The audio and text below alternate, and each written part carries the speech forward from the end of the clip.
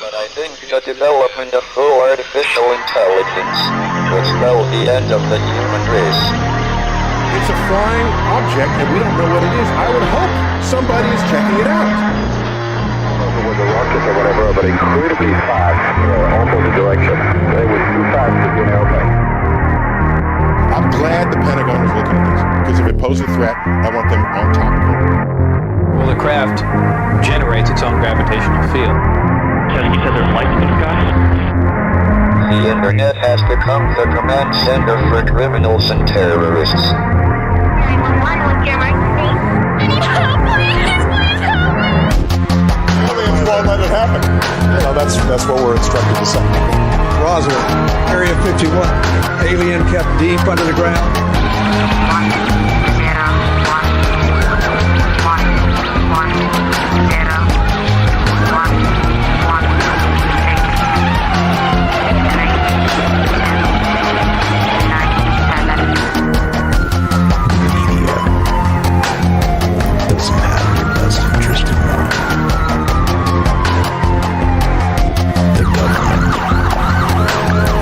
self-serving.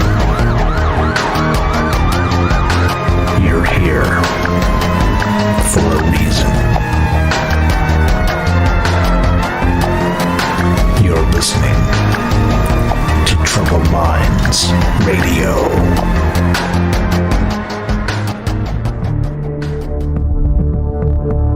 Broadcasting live from a secret bunker just off the extraterrestrial highway. Somewhere in the desert sands outside of Las Vegas. From somewhere in space-time, loosely labeled Generation X on planet Earth.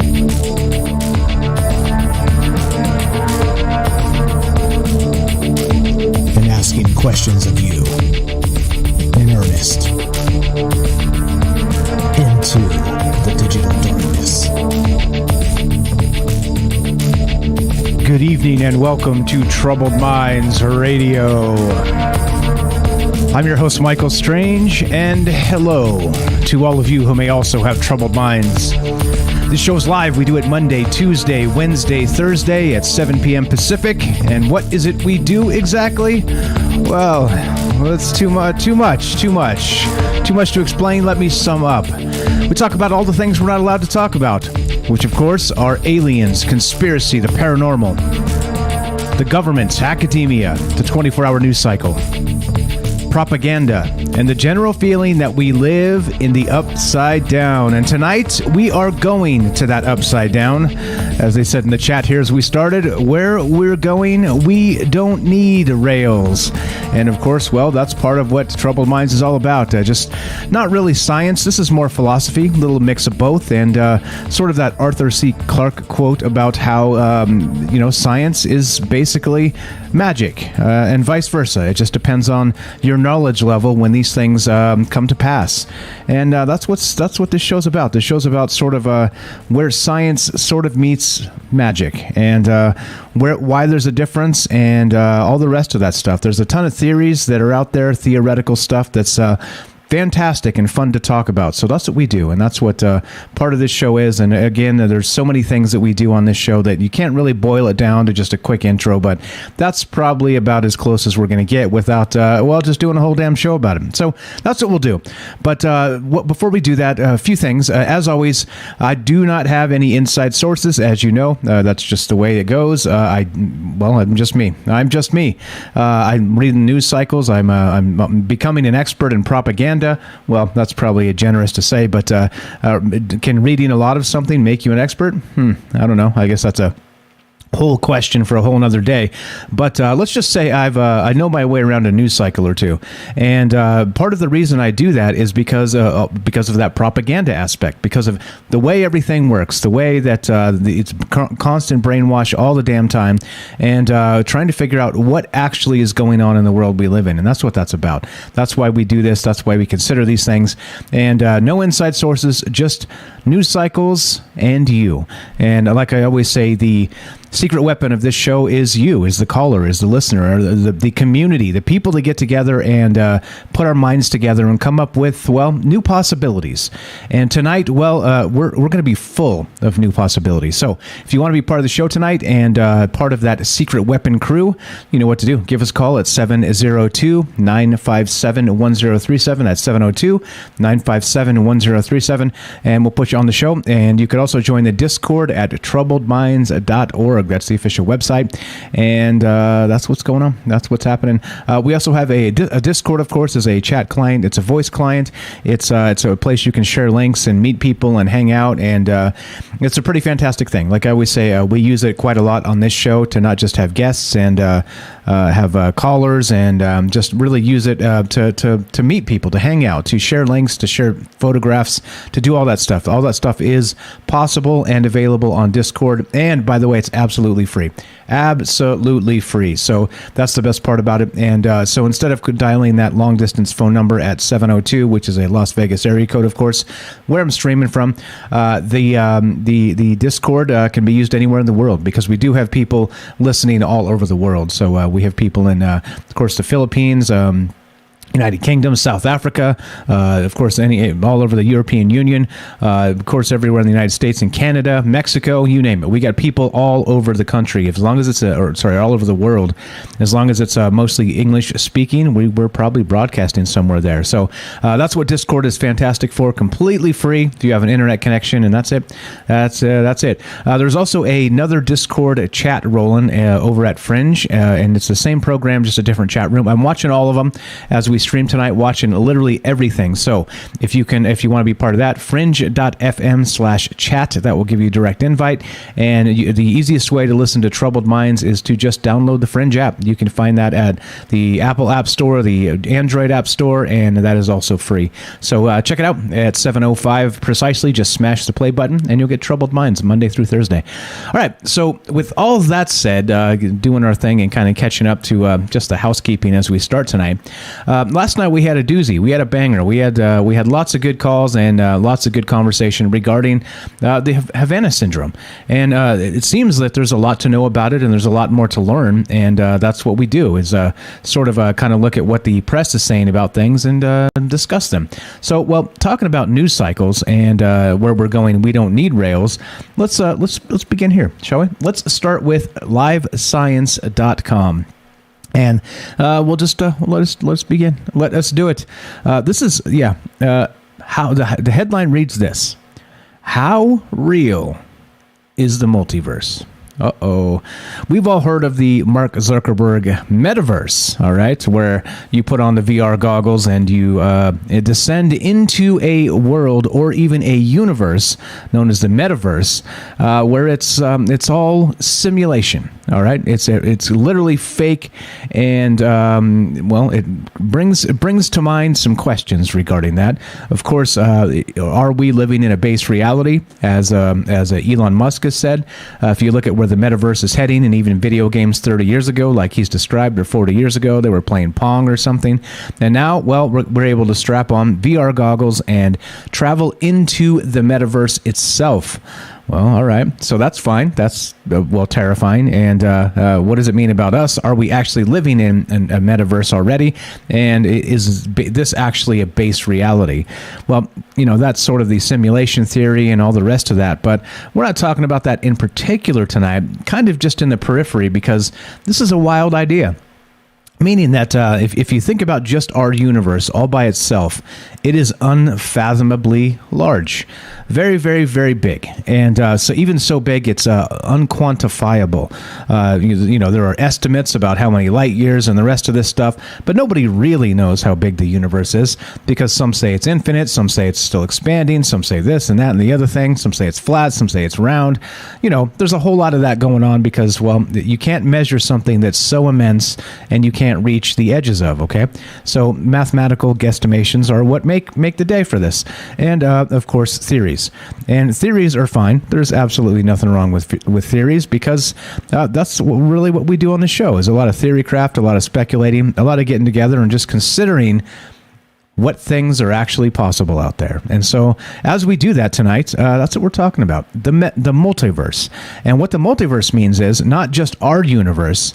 It means multiple universes. It means the next one over. It means the next one over beyond that. It means, well, an infinite number of universes. And so, well, yeah, that's where we begin tonight, because why not? I saw this. It was a brand new article. This actually just was published 14 hours ago. And I was like, you know what? We haven't talked directly about the multiverse in a very long time. So let's do this. Let's talk about this. And let's consider the possibility that this isn't the only universe. And if we're talking about the metaverse in terms of base reality, in terms of putting on some sort of a headset and being able to experience another entire fabricated, created, pixelized, digital multiverse through programming and all the rest of this stuff. Well, what about the real world?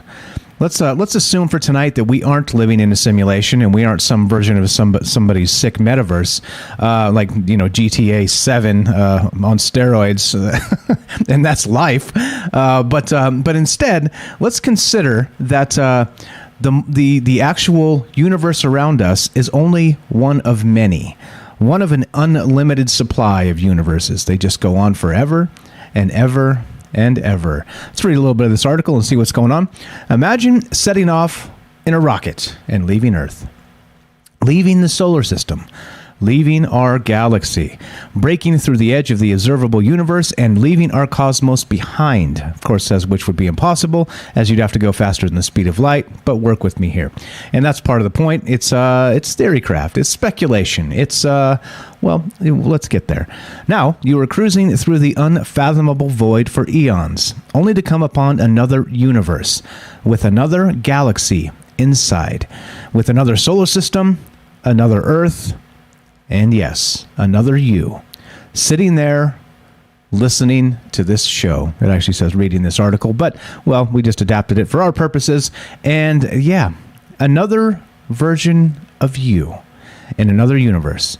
And we've seen this in a lot of sci-fi, which is pretty fantastic. Fringe is one of the ones. You've seen that TV show Fringe with the main character there, Olivia Dunham.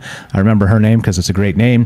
And, well, it's a great show. And the premise is, of course, that there are other dimensions and people living in those dimensions that are very similar to ourselves. For instance, there would be another version of myself somewhere that is maybe doing a different radio show. Maybe I'm a political propagandist.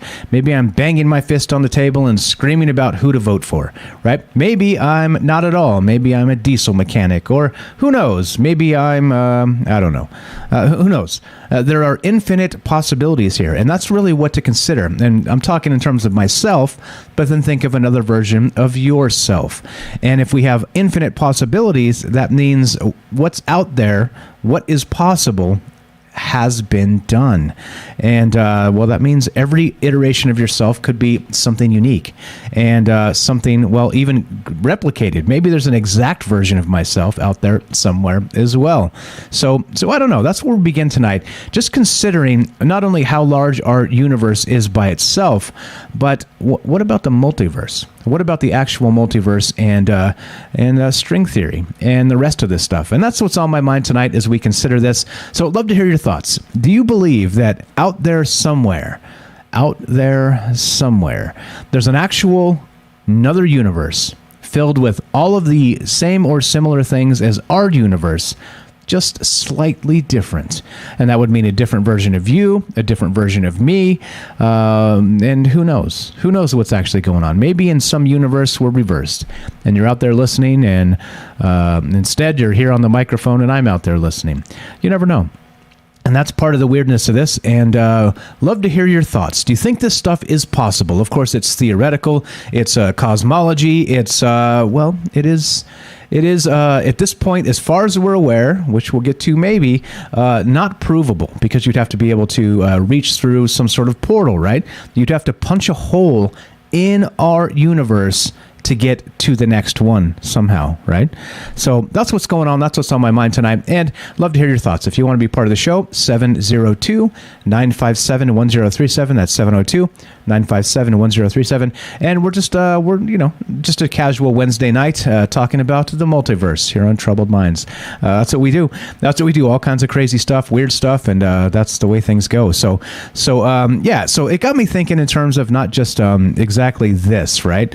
But other things. The science fiction, we've got these movies coming out, all right?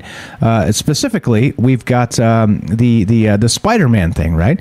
It's got this whole like universal something going on out there that's very, they're kind of merging Spider-Man timelines of a sort, right? You get the 3 different actors that are supposedly coming together, and I don't know if that's a spoiler. I don't think so. I think that's probably been teased for a long time now, and I don't know if it's true either because I haven't seen the movie, but it's just coming out, right? Like today, tomorrow, something, maybe tomorrow, tonight, I don't know.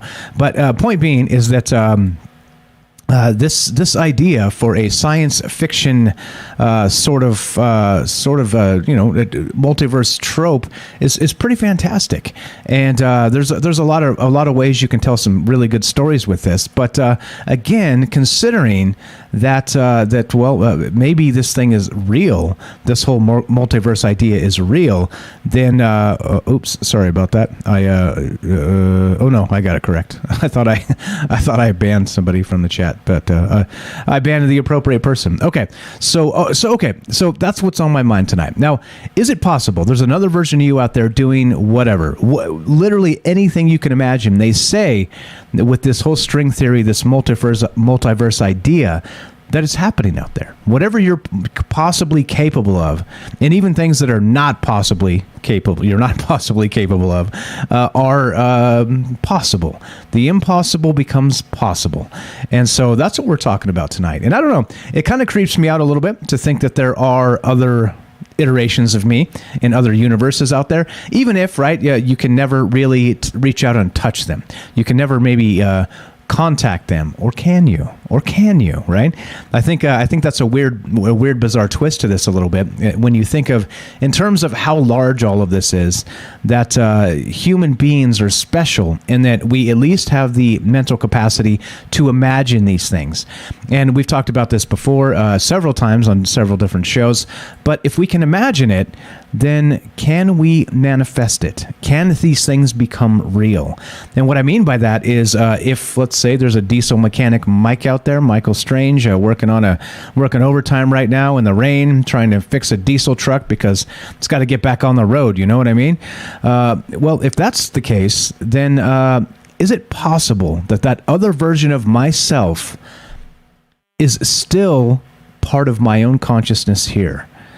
I don't know. Considering that, consciousness, again, if we can imagine it, then is it possible that we can make it real? And that's the point here. If we have this consciousness that's able to maybe conceive of things larger than ourselves, are we actually, if there's another version of myself or yourself, are you able to maybe reach out through your own consciousness, through a shared consciousness, through a multiversal consciousness? And that's just one of the questions I have tonight. And do you think it's possible? Do you think any of this is real, basically? As you know, right, this is we drink a healthy dose of the maybe juice on this show, and just consider all the things. Just consider, again, we could talk about politics or who knows, whatever kind of just garbage dramas in the news, but why? Like, it's so boring. It's so like manufactured. It's soul crushing. It's propaganda. It's garbage, and I just don't like it. It's more interesting to me to consider larger ideas, and I'm not sure you get an idea larger than the multiverse itself, and I love it. I absolutely love it. So I don't know. So if there are versions of you out there, the first question I have tonight is number one: do you think that the multiverse itself is real? That there are other universes beside ourselves out there somewhere in the ether, or whatever you want to call it, whatever the spaces between universes, imagine that, the spaces between universes, whatever that means, and if is this real? All right, is this idea of string theory of the multiverse real? Or do you think we're just locked? There's one, that's it, it's a wrap, this is all we got, this is all we'll ever have. You tell me. That's the first question I have tonight. The other question, as I start to think about this, is do you think it's possible for us to maybe reach out and travel to these places through, things or places like maybe dream states, through things like astral traveling, being able to possibly concoct a spell or a ritual or some sort of a scientific something to bring you into these other spaces? And do you think, so that's the second question, do you think it's possible to somehow reach out there and be part of whatever those other multiverse areas are? From there, the other question is, do you think we share consciousness with individuals that are ourselves, but not exactly ourselves, somewhere else? And of course, if that were the case, then it would be a weird world indeed. And so, well, that's what's on my mind tonight. And love to hear your thoughts on this as we go, because this is pretty wild. Let's read a little bit more from this article. There we go. So this is the multiverse, and it might be a natural prediction of the physical theories that defined the beginning of the universe. Or it might not. It's tough to say, as new research has shown. Cosmologists largely believe that when our universe was extremely young, less than a trillionth of a second old, it went absolutely nuts. In the tiniest fraction of a moment of time, again involving trillionths upon trillions of a second, the universe got really, really big. That's right, really, really big. How big? It's hard to say exactly, because this concept is highly hypothetical, which is exactly what we're talking about tonight. Highly hypothetical is a good word, but way bigger than you might think should suffice. Most models of this event, called inflation, call for a universe that is at least 10 to the 52nd power times bigger than the observable volume of the cosmos. Since that observable patch is already 90 billion light years across, that means that the true extent of our universe is so big it's nearly incomprehensible. And if that's the case, incomprehensible, isn't it odd or strange that we can fathom of not just one universe in our human mind, our puny little gray matter, that we can actually conceive of an idea so large that it's larger than the largest thing we'll ever know? Bizarre, no? I find it fascinating. I find it amazing. I find it thrilling and exhilarating that we can really stretch our minds to these limits, to these levels, to consider things larger than ourselves and larger even than our own universe. And that's what we're here doing tonight. As usual, just trying to do a little bit of mental yoga, tell a good story, look at some of the science here and why they believe the things they do. And of course, tonight, talk about the actual multiverse. I'm going to do it. I almost said metaverse like 3 times. The actual multiverse, not the metaverse. And so that's what's going on. And that's what we're doing tonight. So I hope you guys are loving these conversations. I absolutely love to kind of stretch the old legs, kick the cobwebs out of the brain, and just think about things that may or may not be true and or possible, or both. And why do people believe these things? Is there science based in this? Or is this all just a bunch of hogwash clickbait? And that's what this show's about. And so as we wind down to the bottom of the hour here, if you want to be part of the show, you know what to do. We have a phone number. We have a Discord. You can give us a call at 702-957-1037. That's 702-957-1037. You can click the Discord link at troubledminds.org, the official website. The phone number is also there right on top. You cannot miss it. So if you miss the phone number when I read it super fast, because I tend to do that, just go to troubledminds.org. It's got everything you need. Phone number included. So we're talking about the multiverse. Is there another version of you out there? And if so, is it possible to maybe reach through the ether or whatever the space between universes are and contact the other version of yourself?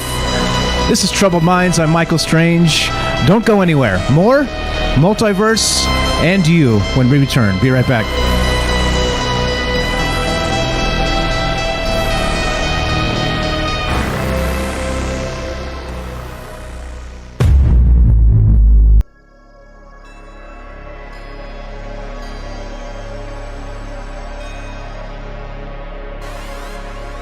Welcome back to Troubled Minds. I'm your host, Michael Strange, and we are streaming on Rockfin, YouTube, DLive, and Twitter, and we are broadcasting live on the Fringe FM. And tonight, we're talking about the concept of the multiverse. That's right, the multiverse. We're talking about more than one universe, which of course means, is there more than one of yourself? And what does that mean for, well, anything and everything? Or is it just a bunch of hogwash? As always, we're open to all the ideas here, including, well, this is just theoretical hogwash, Mike, GTFO, and give us something else. Pick, and that'll be tomorrow. But that's the question tonight. So what do you think? We're talking about the actual multiverse in the sense that there are multiple universes, which means an infinite number of them, which means there are, well, I guess infinite numbers of yourselves, different iterations of yourself, and in different universes you are what? Who knows? Whatever the possibilities could be have happened, is what they say. Given enough time and enough space and enough all the rest of that, physics says that if it can happen, it will happen. And that's what we're talking about tonight. And love to hear your thoughts on this. Again, do you think it's just a bunch of BS? Do you think this is really a legitimate thing, and maybe there are maybe multiverse implications out there that we're dealing with that maybe we don't know? What about quantum entanglement, spooky action at a distance that's still completely unexplained? We don't know exactly what's causing that. Is that some sort of maybe multiverse sort of situation? That's if we can do it in terms of a particle like that, how about maybe some sort of contacting a different dimension, an entirely different iteration of our universe? I don't know. So I'd love to hear your thoughts at 702-957-1037. That's 702-957-1037. If you want to be part of the show, and click the Discord link at troubledminds.org. Watching all the chat in all the places and taking some phone calls. Let's go to our good friend Joseph in Iowa. What's up, my man? I see you there, Derek. We'll get you in just a sec. Joseph, welcome to the show. How are you? Hey, how's it going? Pretty good, man. Go right ahead. What's your thought on this multiverse thing? Is this again theoretical BS or something else? I mean, and I think it's a theory, but like there's a movie, Doctor Strange, and in that movie, it's a Marvel movie also. It's I think it's the first one they introduced the multiverse theme or theory into Marvel movies. And there's a scene where they open up, it's like called Open Up Your Eyes on YouTube. And it's very similar to the experience I had in my Flash. Like, it's very similar. It's a lot of vibrations, a lot of geometry, but that's like an inner dimension, I think. A multiverse, I think, is more like Rick and Morty. I think when I think of that, if there's like a bunch of planets like this, I imagine there would be some that are doing the opposite of what we're doing right now, trying to physically spread out, and they're trying to still come here without coming here. You know, maybe they have proof of us because we don't have proof, and we gave up our camouflage. Yeah, it's actually a fantastic point there. In terms of, so if we can't detect these other multiverses, it stands to reason that if anything is possible and has happened as a result of this theory, that means in some version of the multiverse out there, they have detected us, and they have maybe been in contact with multiple universes and iterations, very much like that show, The Fringe. And so, like you said, a Rick and Morty style, is that what's going on here? Because if you've given all of that possibility as being possible and happening somewhere, that means we've made contact, and not just extraterrestrial contact like we talk about, literally, possibly communicating with a different version of ourself. How wild is that? Yeah. Well, in the thing, they kind of combined, like they combined into one union, all the selves to one dimension. So maybe that happened, like a select, like they formed like the United States, but they started selecting people out of dimensions. I mean, that's all part of, that could all be, that was all in the show. It's, I don't know, it just really trips me out, the multiverse and Doctor Strange, though, how they connected it to my Flash, which wasn't really a Flash. It was more of a, like, DMT trip, but it wasn't DMT. Right. I remember you told us that story. That's pretty wild. I think that's, how about this too? Speaking about a DMT trip, they say that when you go over there are entities waiting, right? And they call them machine elves or some other entities that are literally waiting for you because they know you're coming. They know you're about to show up. And so they're waiting for you to contact you and do the rest of that. Do you think maybe that experience, like you're describing for yourself there for your Flash, is that possibly one of those situations where it is maybe kind of dipping into an actual part of the multiverse? Yeah, it's possible. I mean, it would be hard to prove without, I mean, would it be hard to prove, though, if you had so much power? I don't know. I mean, yeah, it's okay. I was doing a little research on it, and a lot of people, when they get there, they get them like, or not a lot of people, because I really can't find much on people naturally having these messages, because I got a message, like it felt like I met a meeting. So I saw people licking toads in the forest.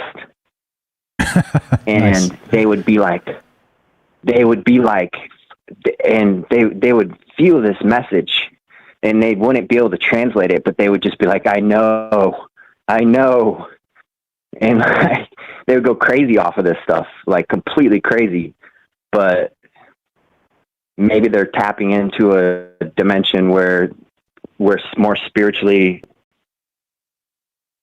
developed.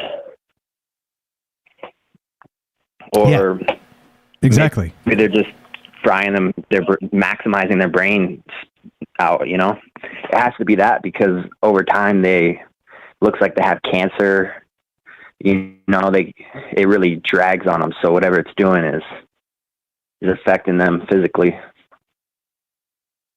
Yeah, well, and that's part of why we're doing this. I think probably one of the most it would be more trippy to me to meet like a different iteration of myself that was myself but not myself than it would be for me to meet, I don't know, say an alien or something. You know, like I'd trip out for a minute about the alien, but I'd be like, oh, okay, yeah, this is fine. You know, as long as it wasn't trying to eat me or something, yeah, this is fine. But then, man, if it was another version of myself trying to shake my hand, I'd be like, really, bro? What is this? Yeah, pretty wild. I don't know. So what do you give it? Theoretical, clearly, but do you think there's something to this? That's the question tonight. I mean, if there's another side with ourselves, then I think they would definitely be testing for it. I don't know how they would. Maybe by the stuff the elite do, and like I'm not even gonna go into it really, but maybe they can aggro the collective. Maybe they're at a war, you know, of seriousness in games. Maybe some people want to have fun and some people don't think it's a game. I dig it. I love the theory. All right, sweet. Anything else? What else you got for us, my man? That's about it. Perfect. All right. I appreciate the call. Thanks for breaking the ice. Thanks for being enthusiastic about the show. Joseph here has a YouTube channel called Hydro Hose. Check it out. He does some original music, and you can find the link in the description below. You're the best, Joseph. Talk to you soon. Have a great night, bro. Yeah, thank you. Thanks, man. All right, so if you want to be part of the show, we're still taking your calls. We're considering the multiverse. We're thinking about the Spider-Man movie. We're thinking about maybe Doctor Strange, as Joseph brought up, in the multiverse of madness and all the rest of this. What does this mean? is the multiverse a thing, or do you think it's just theoretical? Let's see what I did there. Theoretical higwash. No. Theoretical hogwash is what I meant to say. But anyway, that's the question on my mind tonight. And if you want to be part of the show, 702-957-1037. Click the Discord link at troubledminds.org. Let's go to our good friend Derek in Massachusetts. What's up? The Night Stalker. How are you, my friend?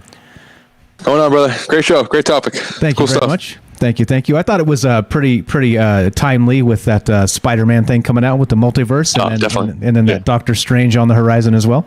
But yeah, go right ahead. I'm sure you got some ideas here. Yeah, I got a few ideas. I can go in a few different directions. It's my night off, so I'm kind of just waking up. So I figured, what better way to wake up than a straight shot of multiversal maybe juice to the dome, you know? Nice. Here we go. Let's get cranking here.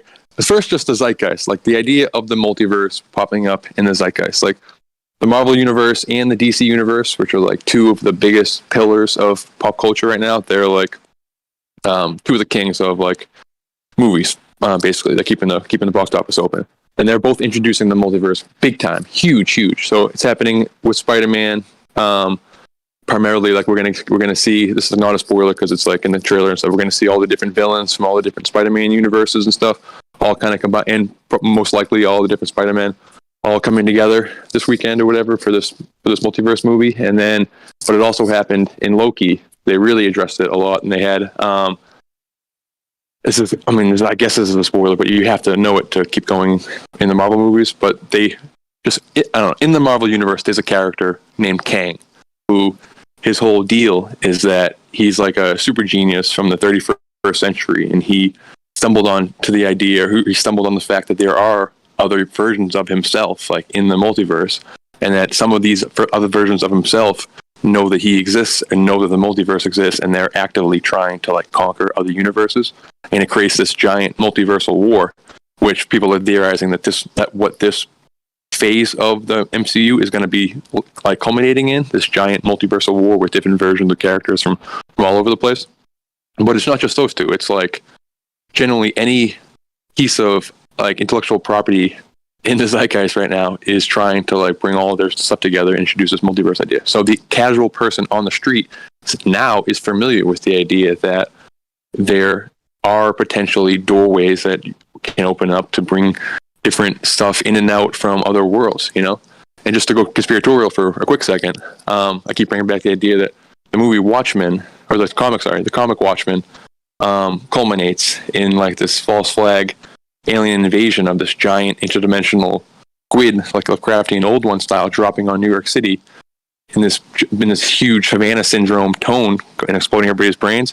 But like something like that, where they're prepping us for the idea that these doorways can just open and that these things can just come out of it from other worlds, you know, Lovecraft style. Perhaps like that's for some reason prepping the zeitgeist for something, you know. But like that's just the regular multiverse idea. I definitely think it's true, and I think it's like pretty much like the basis of how things work. I think on like a kind of esoteric metaphysical level, that it's almost like how like The Secret works, like The Secret of like the idea that like what you think like manifests your reality and that kind of stuff. But I think like the idea is because every possible reality is in existence all at once, like there's no real time. Time is just the way we perceive these moments. We like these one reality to the next, basically our perception of one reality to the next, we see it in like a linear time fashion, but it's not, it's all happening at once. So The Secret says like thinking it'll happen, but I think but the idea is, I think, being like you can align yourself with any of these infinite realities at any given moment, you know. And I think kind of like deja vu or like synchronicities are just different times where either maybe sometimes like synchronicities might be ripples, kind of you feeling yourself kind of moving along, like you're taking a big jump in this like almost like this shape, almost this like shape of time, this like you're moving along these different events kind of to find, I don't know, it's weird to kind of imagine, to like wrap your head around, but I think that's kind of what is happening all the time, is we're just bouncing from one infinite reality to the next, you know, one of infinite realities to the next. So the idea, can we actually encounter one of our other versions of ourselves? I think it's definitely possible, you know. I think like with the I'm not sure how it works, like the Rick and Morty style makes it seem like there are just like it's like more finite, that it's like there's just kind of like other worlds that are kind of all connected that spring up. But I think it is more infinite, where every single possible thing is happening all at once, you know. But yeah, sorry, I'm rambling bad. Save me. You're fine.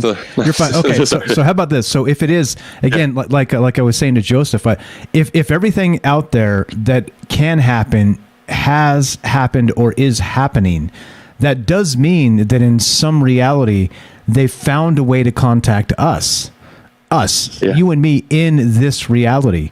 And whether we recognize that or not, it could be extremely alien. Just the term alien, right, literally turns into not a little green man. It turns into, holy smokes, like, what could this actually mean?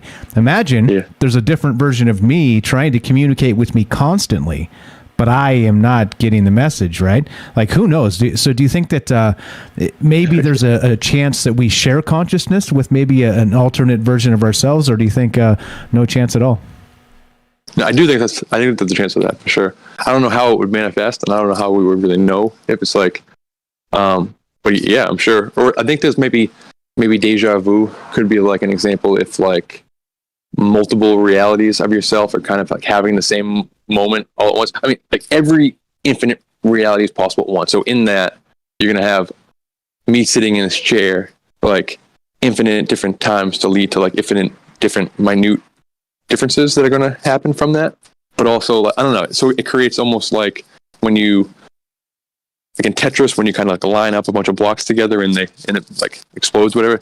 Deja vu is kind of like when all these similar realities kind of like line up together, and you feel like a surge, like a rush, kind of, that creates like a ripple within like the multiversal foam or whatever, like the membrane of the multiverse, you know. But like I've heard, like one trippy idea that kind of gets to me is that if there is a finite amount of energy, like this described like in the universe, but just expand it to the multiverse, then what if there's like, amongst all the infinite versions of yourself, there's like a finite amount of luck or like spiritual resources or something? So in some version of reality, you're the king of everything, you're having the best possible reality, and in another version of yourself, I don't know, just it couldn't go any worse for you, you know. And so like basically when good things happen, you're taking it from another version of yourself, you know. It's a weird thing I like to think about, to kind of, you know what I mean?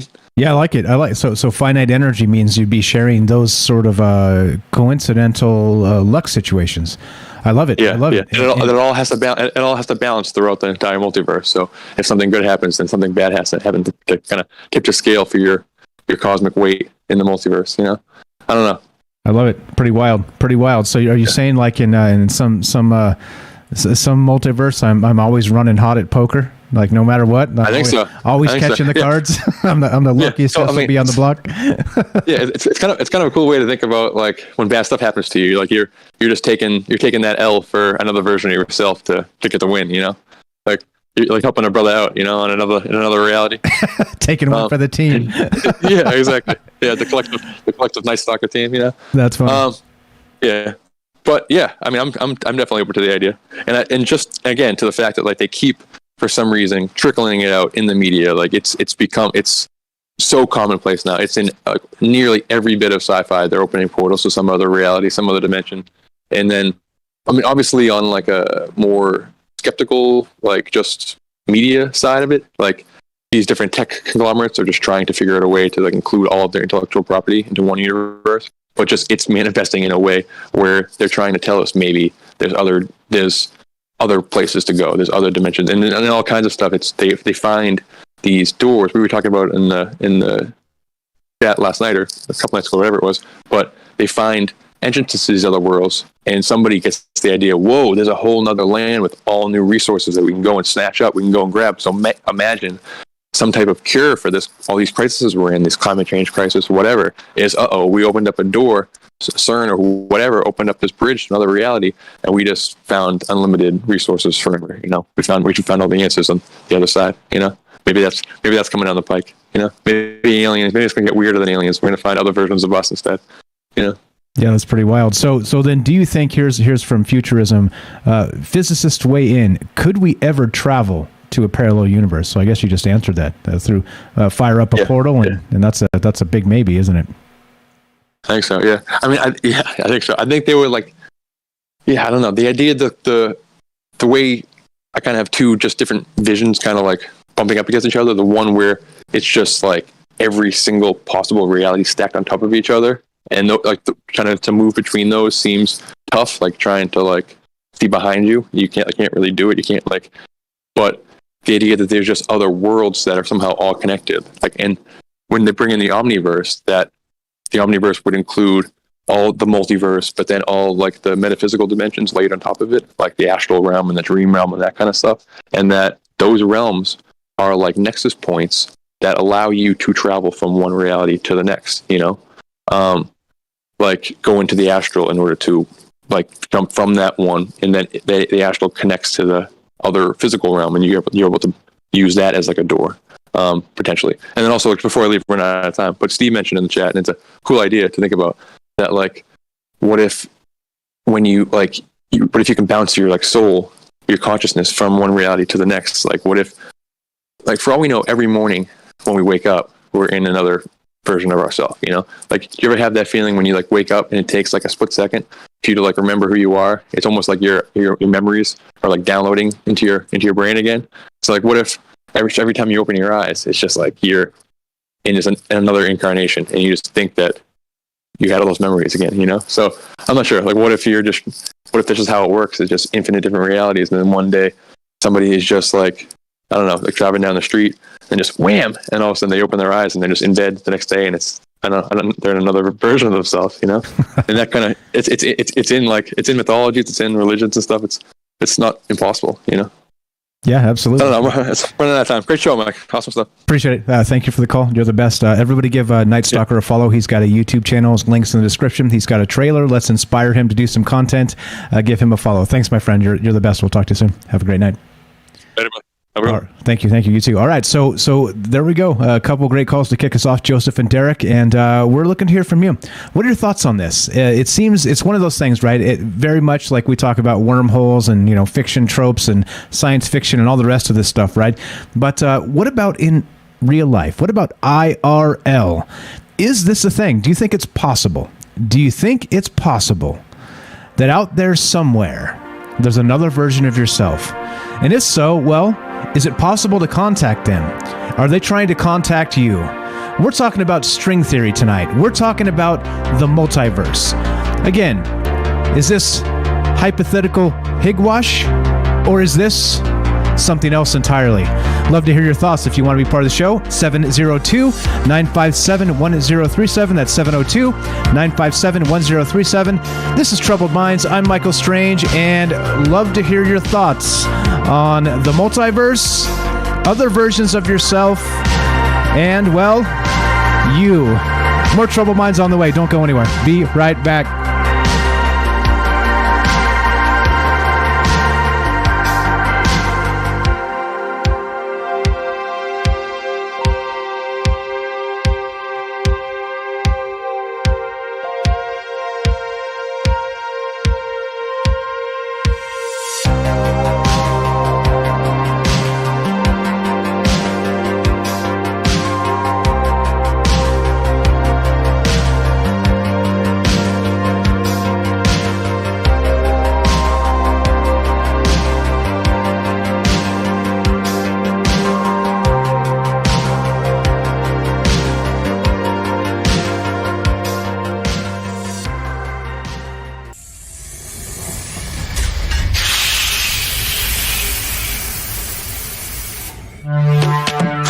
We are talking about the alien abduction phenomenon. The aliens are looking through your eyes and they're accessing your optic nerve. I'm doing fantastic. And through that optic nerve, they're transferring to your brain. People are random images as they traverse neurons in the brain. All right, so maybe, and they also feel them planting or receiving memories or ideas or images.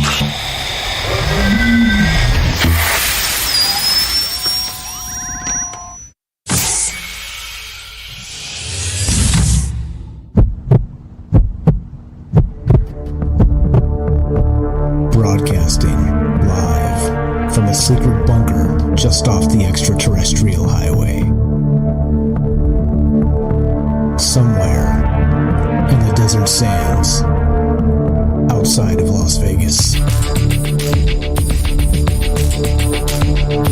From somewhere in space-time, loosely labeled Generation X on planet Earth.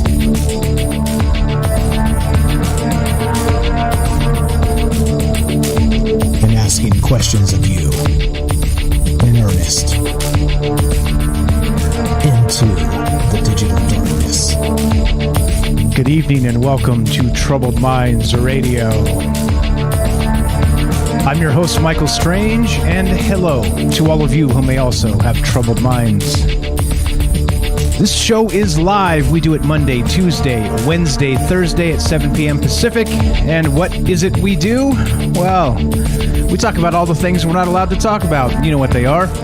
Aliens, conspiracy, the paranormal, the government, academia, the 24-hour news cycle, propaganda, and the general feeling that we live in the upside down. And oh boy, are we talking about the upside down tonight.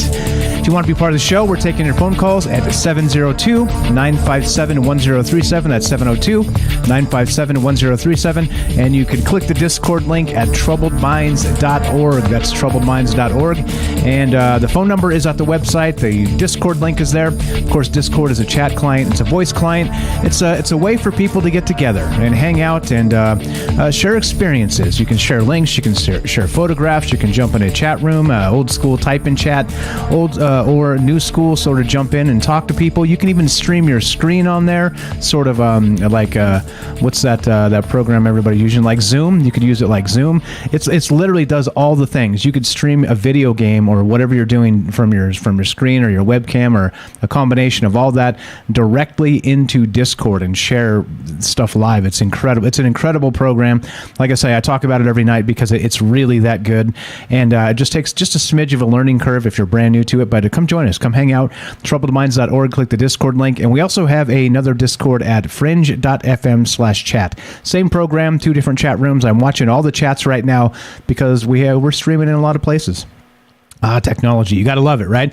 Broadcasting live on the radio, streaming in tons of different places, including, we're streaming on Rockfin, YouTube, DLive, and Twitter. And, of course, we're broadcasting live on the Fringe FM. So tonight, here's what's on my mind, right? We've got this new Spider-Man movie coming out on Friday, right? And the cool thing about it is it deals in the multiverse. The multiverse. We're talking about the 3 Spider-Man actors kind of coming together. We don't know how that's going to play out because the movie itself is not exactly released just yet, but it seems in the trailers they're going to do some kind of this mashup of different Spider-Man realities. And part of the deal is that the question is this, right? So if there are different iterations of Spider-Man, and I know this is just fiction and it's Marvel and all the rest of that, but you got to wonder, right? We've heard Elon Musk talk about base reality and things like this. Are we living in that base reality? Is whatever, let's say, as Night Stalker said when he called in a little bit earlier tonight, is that are we maybe sharing some cosmic, karmic potentiality of all of ourselves within, and we're just, one Michael Strange as part of the team of Michael Strange's all the way through the multiverse. Who knows? And that's the question tonight. I have this on my mind, and this is the question as we begin. Do you think this multiverse stuff, there's something to it, or do you think it's just a bunch of hogwash? That's the question, right? And if so, right, they say that if anything, given infinite time and infinite space, if anything can happen, it has happened or it will happen, all right? And so the question is this. Do you think there are other versions of yourself out there? Other versions of Earth, other versions of our very own Milky Way galaxy, where things are just slightly different? And if so, if anything can happen, and do you think it's possible that maybe somebody, another version of yourself somewhere out there has been able to reach you? And I don't know, maybe mind meld or try and communicate, like I was saying to Derek there when he called. What if there's a version of Michael Strange out there trying to reach me constantly, like speed dial, trying to get me to notice him from some other version of the multiverse, and I'm missing it. And I don't know, because I don't know what to look for. I don't know. It's me. And imagine if you did contact yourself. How creepy that may be. So that's what's on my mind tonight, and love to hear your thoughts. What do you think regarding this and regarding all the rest? And here we go. It seems like every hour we get to ban somebody else on YouTube, so there you go. Gonna take just a quick moment here and ban this individual. Goodbye, Sandra. Thanks for hanging out with us. You are the best. Boom. All right, so that's my thought tonight. If you want to be part of the show, one more time, 702-957-1037. Let's go to our good friend Matt in California. Matt, welcome to the show. You're on Troubled Minds. Mike, how are you tonight? Good. How's it going, Mike? Doing very well. Just another wacky Wednesday talking about amazing stuff on Troubled Minds, you know? Yeah, the multiverse, all this stuff there. Absolutely. Go right ahead, sir. Talk about it with string theory. The way that I think the way they found string theory was they were trying to say that gravity should be more intense than it is. And they did the mathematical formula, and they figured out that gravity is bleeding through all these parallel universes, and that's what string theory kind of came from. It's of course a theory. Have you heard this before? Yeah, so and they're actually saying that there's some sort of possible portal with this dark matter or dark energy. I can't remember exactly what it was, but yeah, for sure, where there is in the cosmological terms, they haven't determined what's holding galaxies together, or the different galaxies from drifting apart super far away from each other. They're still kind of close in terms of cosmological timeframes, but you're exactly right that there's a gravity signature out there that seems to be ghostly, that seems to be coming from elsewhere, and they can't mathematically define it. So yeah. So maybe it is seeping through some sort of portal from Lord knows where, whatever dimension. Pretty amazing stuff. Yeah. Yeah, but I think of it as our galaxy, our universe is in like a bubble, and we're like one bubble next to, infinite bubbles. We're like one drop in an ocean of infinite galaxies. That's the way I kind of picture it. Yeah, sort of that bubble bath theory. We've talked about that a little bit before, where the bubbles are all kind of right next to each other, even touching each other, just stuck in this huge clump of... My goodness gracious! How again? Just think about how large that is. That's so immensely big. Yeah. It's one universe is unfathomable, but infinity. Oh geez. So what else do you think about this theory? Go right ahead. Well, the way I think about it is, if there's a parallel universe me, I always think about every time I flip a coin flipping. So let's just say I'm hungry, I don't know what to eat. Heads is tacos, tails is pizza. Flip a coin, and I get heads, so I go get tacos. Does that mean that my parallel universe me goes and gets pizza? You had me at pizza. But yeah, you're right. It could be, and we've talked about those weird situations where even simple things like that, right? So imagine in some bizarre world where every time you flipped a coin in your head, it was pizza every time, right? And then so there's a version of Matt out there from California that probably lives in Florida actually and eats pizza every day. You know what I mean? Who knows? Yeah, and then another thing just to kind of think about when you're talking about this and the more you start thinking about like weird stuff, you're like, wow. But so think about this. Okay, I'm going to ask you a question. There's no right or wrong answer. Sure. The question is, do you believe in fate and destiny, or do you believe in you have free will to do what you want? I believe in free will for sure. I think that in some capacity we manifest our own destiny through maybe through perseverance, through actions, through through learning and growth and the rest of that.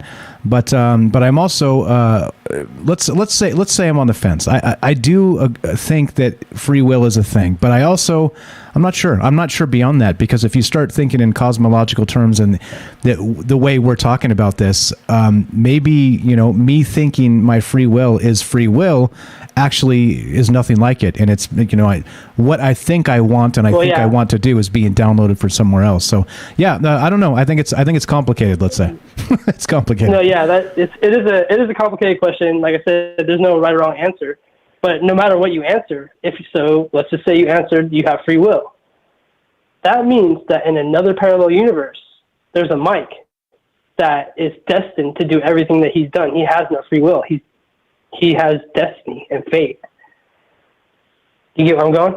Yeah. So if you said the other way, if you said, I believe in destiny, that means there's another parallel universe where there is free will. Right, exactly. Assuming I'm correct, because I could be very wrong. but yeah, okay, I got you. Because and that's the thing too. So the weird thing with these multiple universes, string theory and the multiverse itself, is that they say that if it can happen, it has happened and it does happen. But the bizarre thing is, it means that some of these universes are going to be alien. They're going to be gravity is going to be a little bit different, or things like this, right? Actual physics as we know them will be different in these other places, which start to really warp reality in alien ways, right? So just kind of thinking of even let's say that we don't mess with the physics of the universes and say that just leave it the same and then change the people and change the instances and their destinies and all the rest of this. That part's wild, but then once you start kind of warping and messing with the physics of the actual universes themselves, even in tiny spaces, tiny increments, it becomes creepy. It becomes pretty soon there's worlds out there where there's like an alien version of us and we're brothers, and who knows, and we eat alien pizza. I don't know, the more you think about it, the more it just seems absolutely wild. Crazy stuff, man. Yeah, infinite possibilities. So I'm glad you're talking about it. Thank you, Mike. Yeah, definitely. It is like I said, I love the mental yoga. I love to consider all the things. So what else? What about like we were talking about? Do you think that it's possible, if this is all true, that somehow the other iteration of yourself is somehow sharing a consciousness, and maybe like a karmic value, like Night Stalker described? You guys are maybe sharing your universal or multiversal karmic thing amongst the many mats over different universes. What are your thoughts there? That's pretty crazy. I just think that, if we're sitting here talking about it and thinking about it, that means that, in one other universe, at least one other parallel universe, the other Matt and Mike are sitting around talking about it and thinking about it. And maybe trying to contact us right now. They're trying to get on the show. Maybe they're further along. Maybe they're further along than we are in figuring it out. Exactly right. We're going to have to open up a dimensional phone line to be on the show. Welcome, Matt from Florida in Dimension X. Oh boy. Yeah, it's pretty crazy. Yeah, it's super wild. What are your other thoughts on this regarding maybe reincarnation or some of this other stuff? Any other thoughts you got for us tonight? No, that's gonna be it. I like to talk about it and think about it. Just kind of open the mind, Absolutely. So I appreciate you talking about it. Thank you, Mike.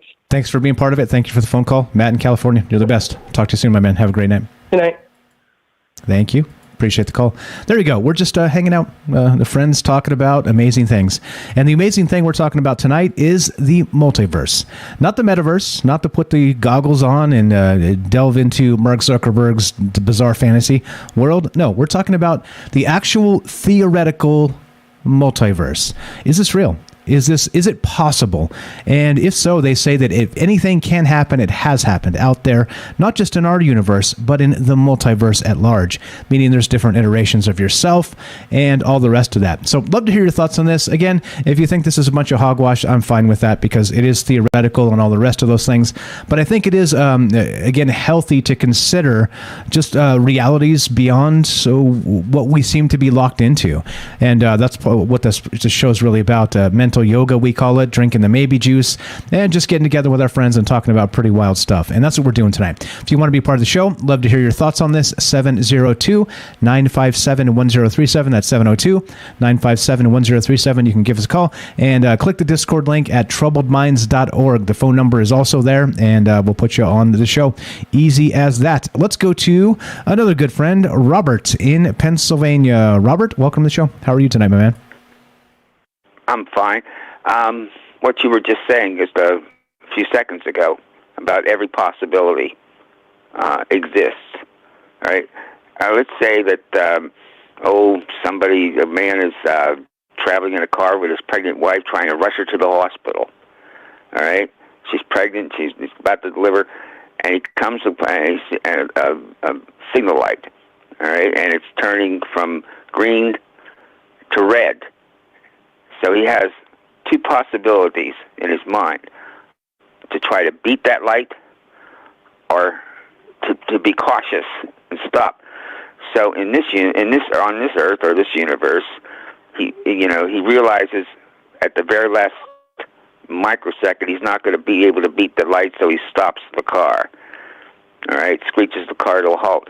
But in the other one, the other possible, he goes through it, and the car comes racing from the intersection, and there's a collision. All right, there's consequences. Maybe both him and his wife get killed or whatever. All those things can happen because every day we're faced with making a multiple of decisions concerning where we want our life to go, or what decision we have to make today.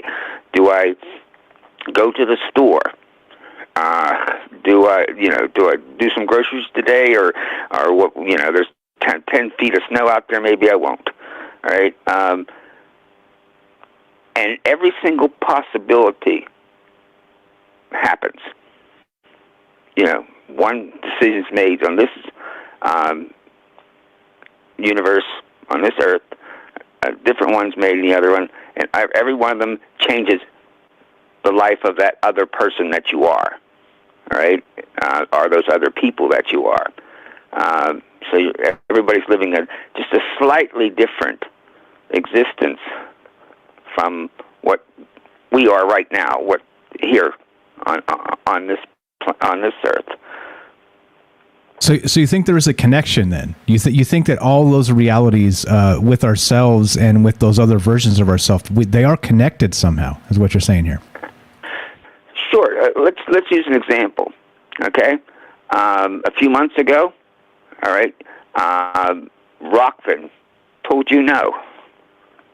All right. No matter how persistent you are, we said no. All right.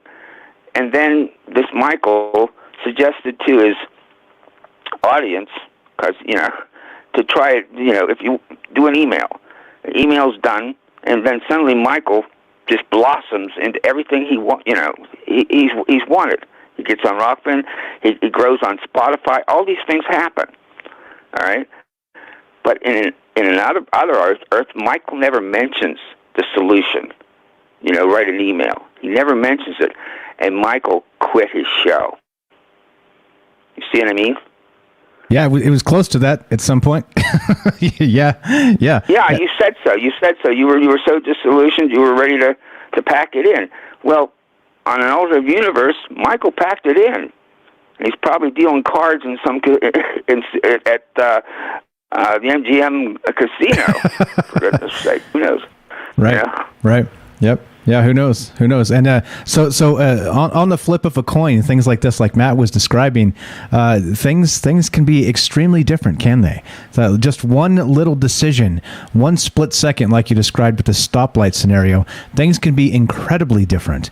And so, yeah, it makes me wonder. Do you think it's possible for us to maybe contact those other dimensions, or do you think they're trying to contact us? We live in all those things at once. But it's interesting though, because take for example the example of a guy going through the intersection, not stopping for the signal light. That let's call him Tom, right? That Tom died in that car accident. His wife died, but the other Tom, who made the right decisions, continues to go on. So that means that there are other us's in these, because every time you make a decision, you create a new universe. All right, all those possibilities. Let's say there's 50 different possibilities for the outcome of what decision you'll make and what you do, and all those possibilities create other universes. All right, that's partly what convinces me that we're in some kind of virtual reality computer game. All right, because for that to be the truth, for that to be, that would take an enormous amount of I don't even have the word for it. But it's like when you're playing a video game. All right, you're trying to survive and kill the person, the character that's trying to kill you. And I'm going to sound a little stupid here because I've never played any. All right, but you're trying to do that, and so you're making the decision when you're at the controls of how to get that score up, how to defeat that thing that's coming at you. All those things are being made, and if you make the wrong decision, all right, you lose points, or you're out of the game. All right, well, this is what you're talking about here. Unlimited possibilities is the same thing. It seems to me like we maybe are in a simulation. Right, like this is not the base reality of some sort. Like we're living in something, some construct by some other something. Yeah, pretty wild, man. Pretty wild to consider all that. Let me ask you a question. Sure. Can you remember at your earliest time, as a child, the first thing you thought to yourself, I want to be? When I grow up, I want to be that. I can't. Because I've still never had a thought of what I want to be. It's still a random, ugly work in progress. But I was never like, I want to be a firefighter or anything like that. But no, I can't remember. Well, most people go through different things they want to be. Like when I was 6 years old, I wanted to be a fireman. Now there's probably another version of me who is, right? At another stage, junior high school stage, I wanted to be a cartoonist. One that worked for Marvel or worked for DC Comics. As a matter of fact, I actually sent in stuff, and they told me to get a hold of them after I went out of high school. By that time, I'd lost interest. But anyway, that Robert is probably working for DC or Marvel Comics. All right? You see where I'm going with this? I do, and unfortunately we're out of time. For every dream you have for your life, it exists somewhere in an alternate universe if it doesn't exist here. Gotcha. We got to go, man. You want to hang on, or are you done? No. Let's give some other people, some other viewers, some chance to clock in on this. Okay. Appreciate the phone call, my friend. We're out of time. Thanks for calling, Robert in Pennsylvania. Have a great night. This is Troubled Minds on Michael Strange. Don't go anywhere. More after the break.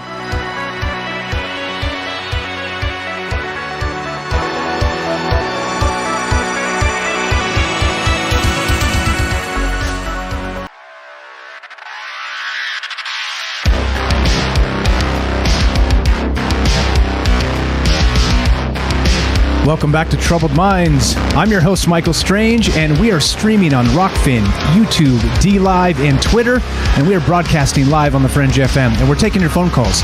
If you want to be part of the show tonight, we're discussing the multiverse. That's right. Are there different iterations of Earth, our galaxy, and of course, you? And if so, what does that mean?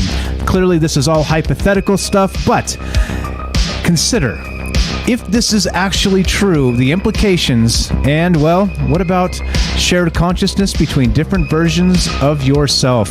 Love to hear your thoughts at 702-957-1037. That's 702-957-1037.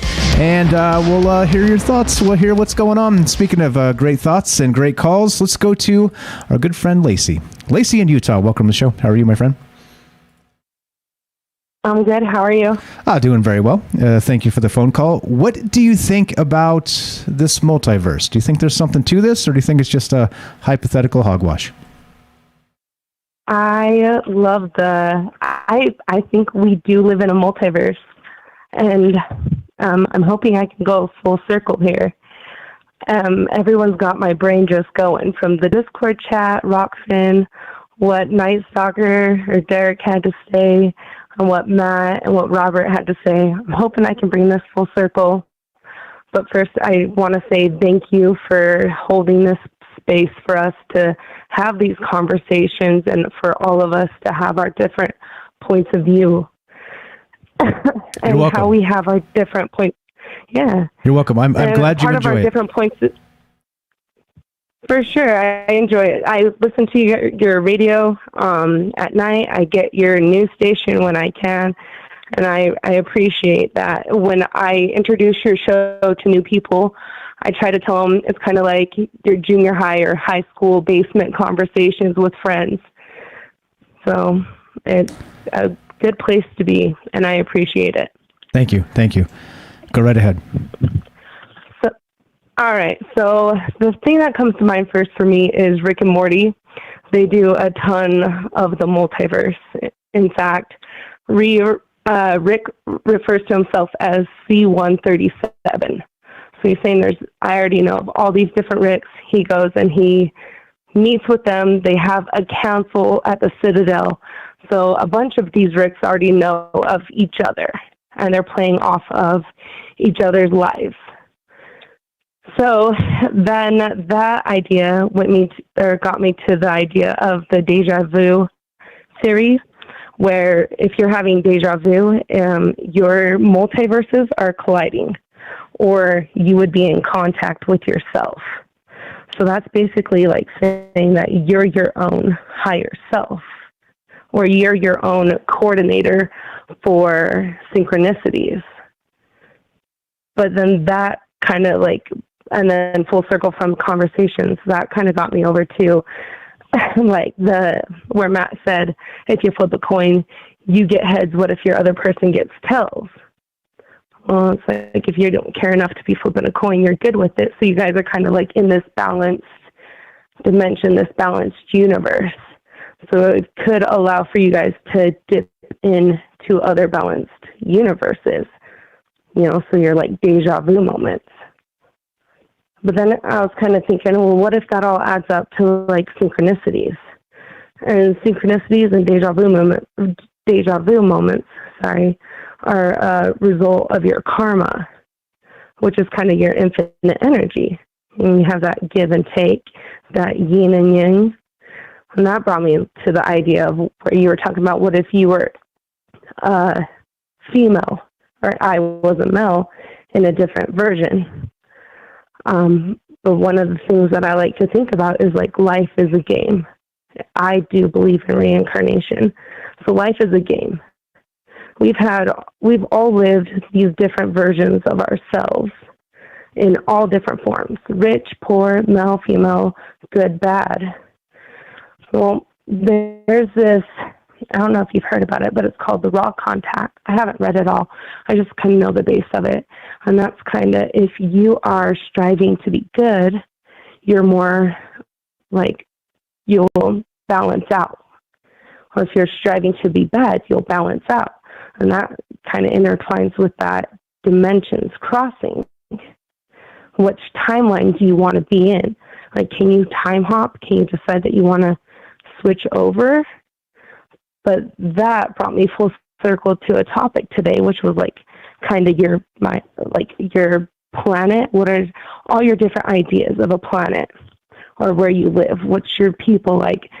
And I heard this planet paper earlier, so this is kind of like a full circle to me, where you're just planning out how everyone treats or reacts to each other. But then that got me thinking, like, okay, well, we are all like source consciousness. So all of our source consciousnesses interact with karma, which is like how the string theory, or how we're all woven together to be that source consciousness. So if life is just a game, like Robert said, you got to practice. You got to practice like making good choices and being kind to yourself. How are we all going to get on this kind of wavelength that's the same, that we're dipping and having those deja vu moments and those synchronicities and those, I know you from somewhere, but I don't know where. So we are all interconnected, but we could all be connecting most with ourselves. And that is why we are our own highest power, like our own highest self, but from infinite time view, like time lineages, because we're all universe consciousness. Yeah, that's a pretty wild take there, meaning that it is all tied together. So that Rick and Morty scenario of the meeting with the different exact same individuals from different dimensions is maybe sort of a communing sort of situation that's always happening. I like that. Maybe I'm making up a term here, but that karmic leveling, maybe something like this, where it's all of the shared experience through all of the possibilities. And like you said, practice becomes discipline, becomes a lot of things. It becomes that manifestation we talk about. It becomes a lot. I like it.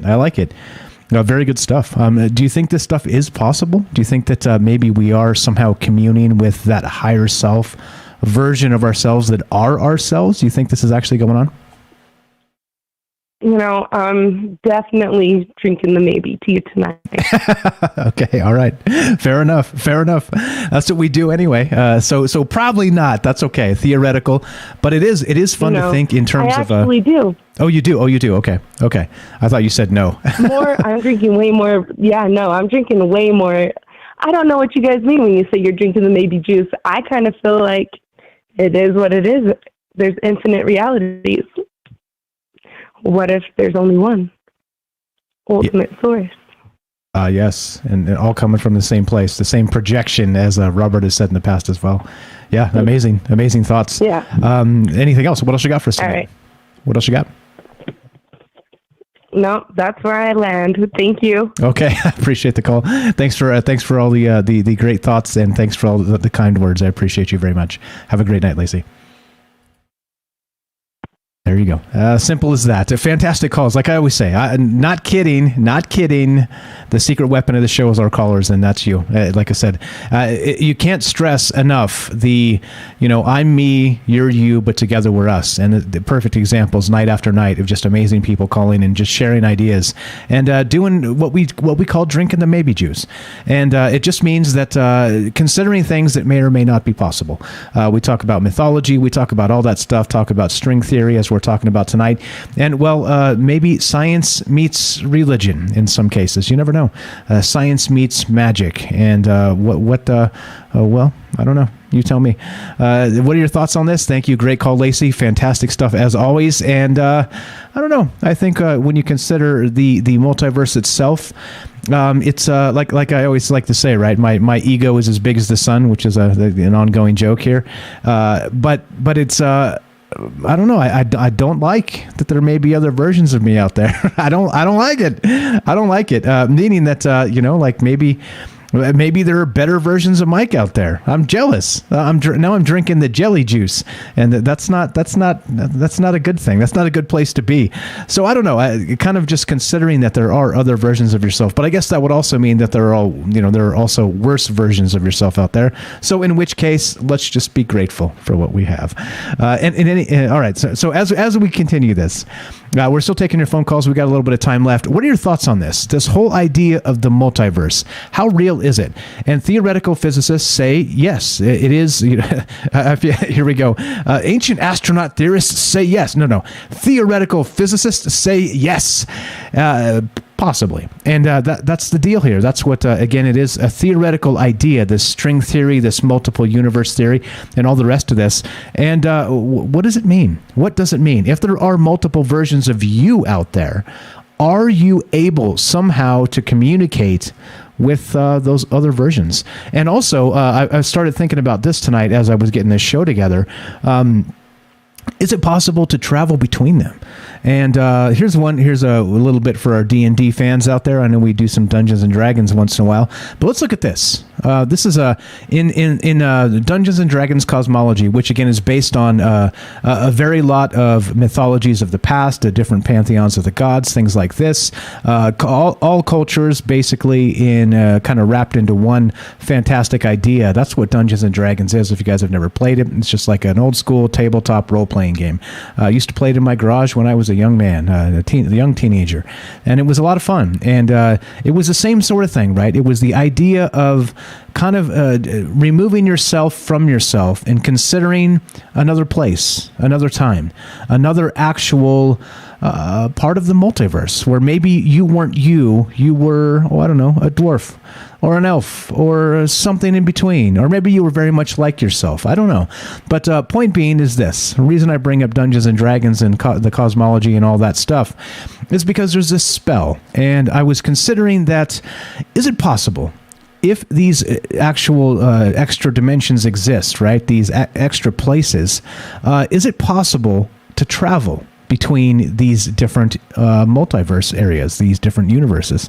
And well, in Dungeons and Dragons Cosmology, this is a little bit of fun, so we'll have a little bit of fun tonight. There's a spell called Astral Projection. Let me read just a little bit of this, pretty hot. You and up to 8 willing creatures within range project your astral bodies into the astral plane. It says the spell fails and the casting is wasted if you are already on that plane. The material body you leave behind is unconscious and in a state of suspended animation. It doesn't need food or air and doesn't age. This continues. This is from Dungeons and Dragons, a spell called Astral Projection. It's a level 9, and it is the School of Necromancy. There you go. So this isn't a real thing. This is a fictional thing. But anyway, your astral body resembles your mortal form in almost every way, replicating your game statistics and possessions.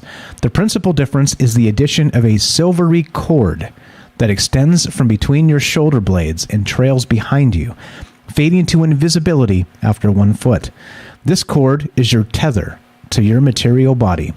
As long as the tether remains intact, you can find your way home.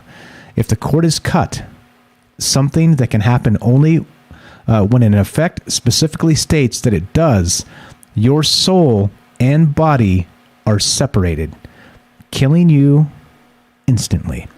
And so it again opens up some thoughts here. This is a little bit of fun because they've put a lot of time and effort back to the great Gary Gygax. We've talked about him putting Dungeons and Dragons together way back in the early 70s, late 70s, and early 80s.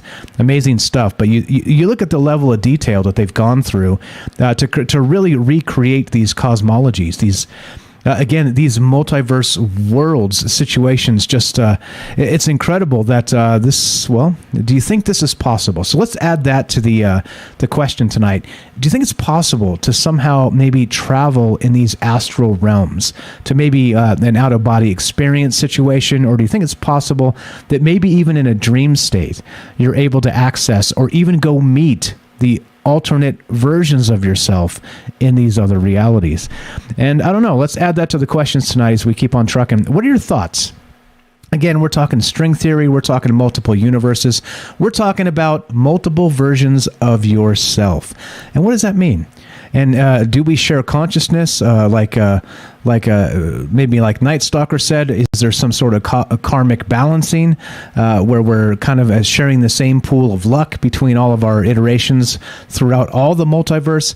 And it brings up some other interesting ideas in that what if the multiverse is sharing, like he described, a very limited amount of energy, right? It's not everybody can't have everything they want all the time.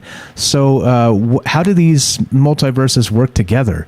Are they encapsulated, stuck by themselves, or do they, rubbing up against each other, share something? I don't know. I think there's a lot here. Pretty good stuff with this Dungeons and Dragons. If you guys have never played it, it's a pretty amazing game. And they have a huge book called Manual of the Planes, where they talk about basically exactly this, talking about like a base reality that you live in, and then all the different planes you can reach. And it's all there, like you'd expect, Valhalla and Tartarus and the Nine Hells and all the different places they say exist in the world, right? Exist in the, in the extended world. Let's say the expanded universe of the universe. That sort of thing, right? So pretty good stuff. I don't know. I got a kick out of this, and just kind of going through and reading some of these, quote, spells from this game, from this old Dungeons and Dragons game, are pretty wild to me. But let's add that to the question tonight. Do you think it is possible to maybe somehow do the astral projection thing, and then not just some have described being able to maybe in these dream states, or interestingly, it says the material body you leave behind in this spell is unconscious and in a state of suspended animation. It doesn't need food or air and doesn't age. So it's like that entire essence of yourself has moved out of body and begun exploring the multiverse. So I don't know. Do you think anything like this is possible? I think it's fun to think about. I think it's one of those things where you like to consider there are things greater than ourselves. And for me, that's okay. That's okay. I don't have to be the center of the whole universe, and especially the center of the whole multiverse. That would be very challenging. So challenge not accepted. I'm not trying to do all that. That's a whole lot of work. That's Thanos style, snap your fingers and with the infinity gems. That's sort of that level. But anyway, so I don't know. Regarding this, I think it's pretty fun. It says the other interesting theory on this, and from this spell, this is where I've heard this before, that silvery cord that connects your soul, your astral projection body, back to your actual conscious body, your physical body, this in some sort of stasis. And this cord, right, is indestructible, basically, except for some very, very strong magic that is said can cut it. Actually, there's something called I can't remember the name of the monster, but there are particular monsters that sort of prey on people in Dungeons and Dragons in their lore that try and cut this cord. It's like their thing. So they move through the astral plane trying to come across unwary travelers and murder them in the astral plane just by cutting that cord and destroying their body back on home base, Earth. Good old-fashioned Earth, or whatever place they're from. But pretty wild stuff. I don't know.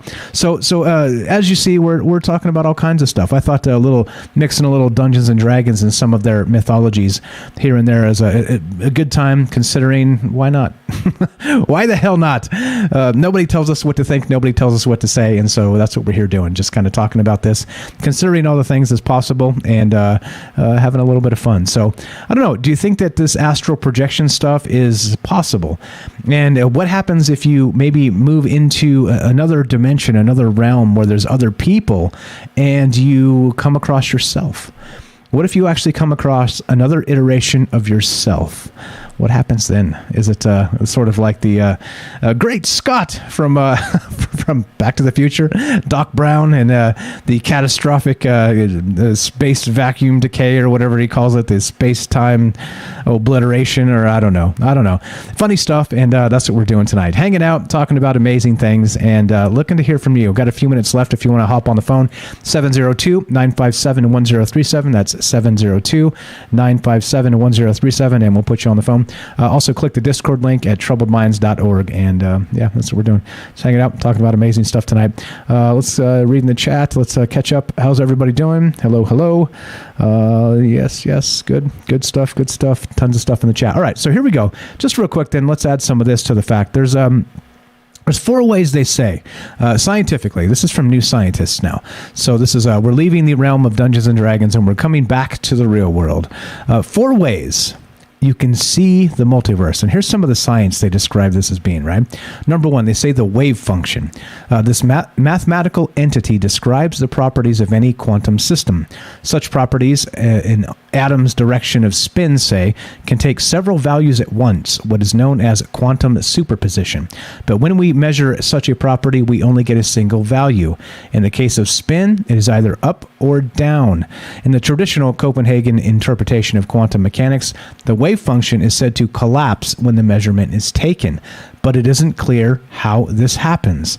In the multiverse, the wave function never collapses. Rather, it describes the property across multiple universes. In this universe, the atom's spin is up. In another universe, it is down. There you go. The wave function. Here's another. We'll burn through a couple of these and then take us to the end of the show here real quick. One more. Wave-particle duality. We've talked about this. In the landmark experiment, photons were sent one at a time towards a pair of slits with a phosphorescent screen behind them. Take a measurement at either slit and you'll register an individual photon passing particle-like through one or the other. But leave the apparatus alone and an interference pattern will build up on the screen, as if each photon has passed through both slits simultaneously and diffracted at each like a classical wave. And wave-particle duality, that's part of this whole weirdness of what's going on. The observer effect. There's a whole lot of things going on that they describe scientifically as this whole idea of the multiverse actually existing, because there's a lot of this quantum mechanics things going on that we cannot really explain. And it's wild. It's a pretty wild thing. So that's what's going on. That's what we're doing tonight. We got Jennifer calling in, which don't want to cut her off because we're about to end here on the radio. But the thing is this, right? As we kind of wind this down and get finished up, I don't know. The question is, as always, this is not the answer show. This is the question show. I don't know the answers to these things. I mean, clearly we're talking about some of the largest concepts basically in the known universe. And well, let's just expand that to the multiverse while we're at it. So clearly, if I knew these answers, I would be floating, right? I don't. Sorry to disappoint you. This is not the answer show. This is the question show. And so as we consider not just the universe, but the multiverse, what do you think the other version of you is out there doing right now? I'd like to think they're listening to Troubled Minds and having a good time. At least that the other versions of yourself are in a good place. So I guess tonight, as we wind this up, let's send warm thoughts to other iterations of ourselves in the multiverse.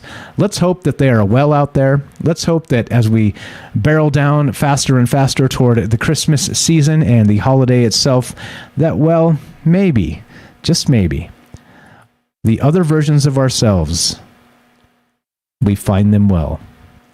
And that's what's going on tonight. That's what's going on many nights on Troubled Minds. And as we finish, you guys know the drill. You know how this works. If you're listening to us on the Fringe FM, stay tuned for Joe Roop Lighting the Void. If you're listening to us on any other platform, including the podcast feed, stay tuned for a third hour of Troubled Minds. And it goes a little something like this. Monday through Thursday, 7 p.m. Pacific, which means the bad news is we're done. The good news is, God willing, we've got tomorrow. And let's do it like this. Be sure, be strong, be true. Thank you for listening. From our Troubled Minds to yours, have a great night. We'll see you tomorrow.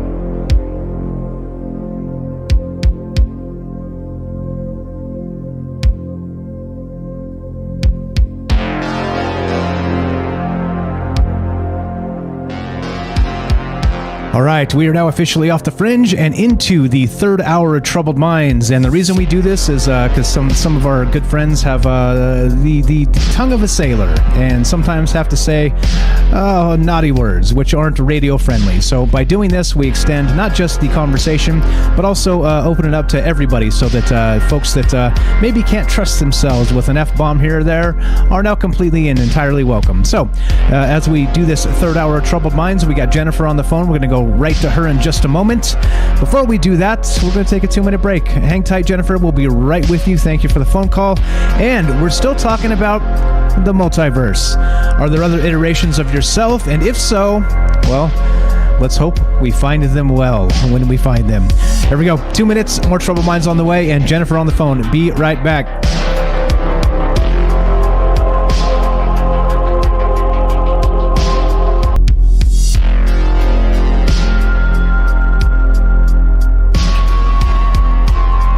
All right, welcome back to Troubled Minds. Thanks for being patient. As you know, going into the third hour, drinking a bunch of maybe juice. It's best to hit the restroom, and that's why we got to have regular breaks here. Getting old is the worst. All right, so we're still talking about the multiverse. Are there other iterations of yourself? What does this mean? Do you think this is real or a bunch of hogwash, etc., so on? And that's the way these conversations go. Let's go to our good friend Jennifer in Missouri. Thanks for being patient with us. Go right ahead. How are you tonight?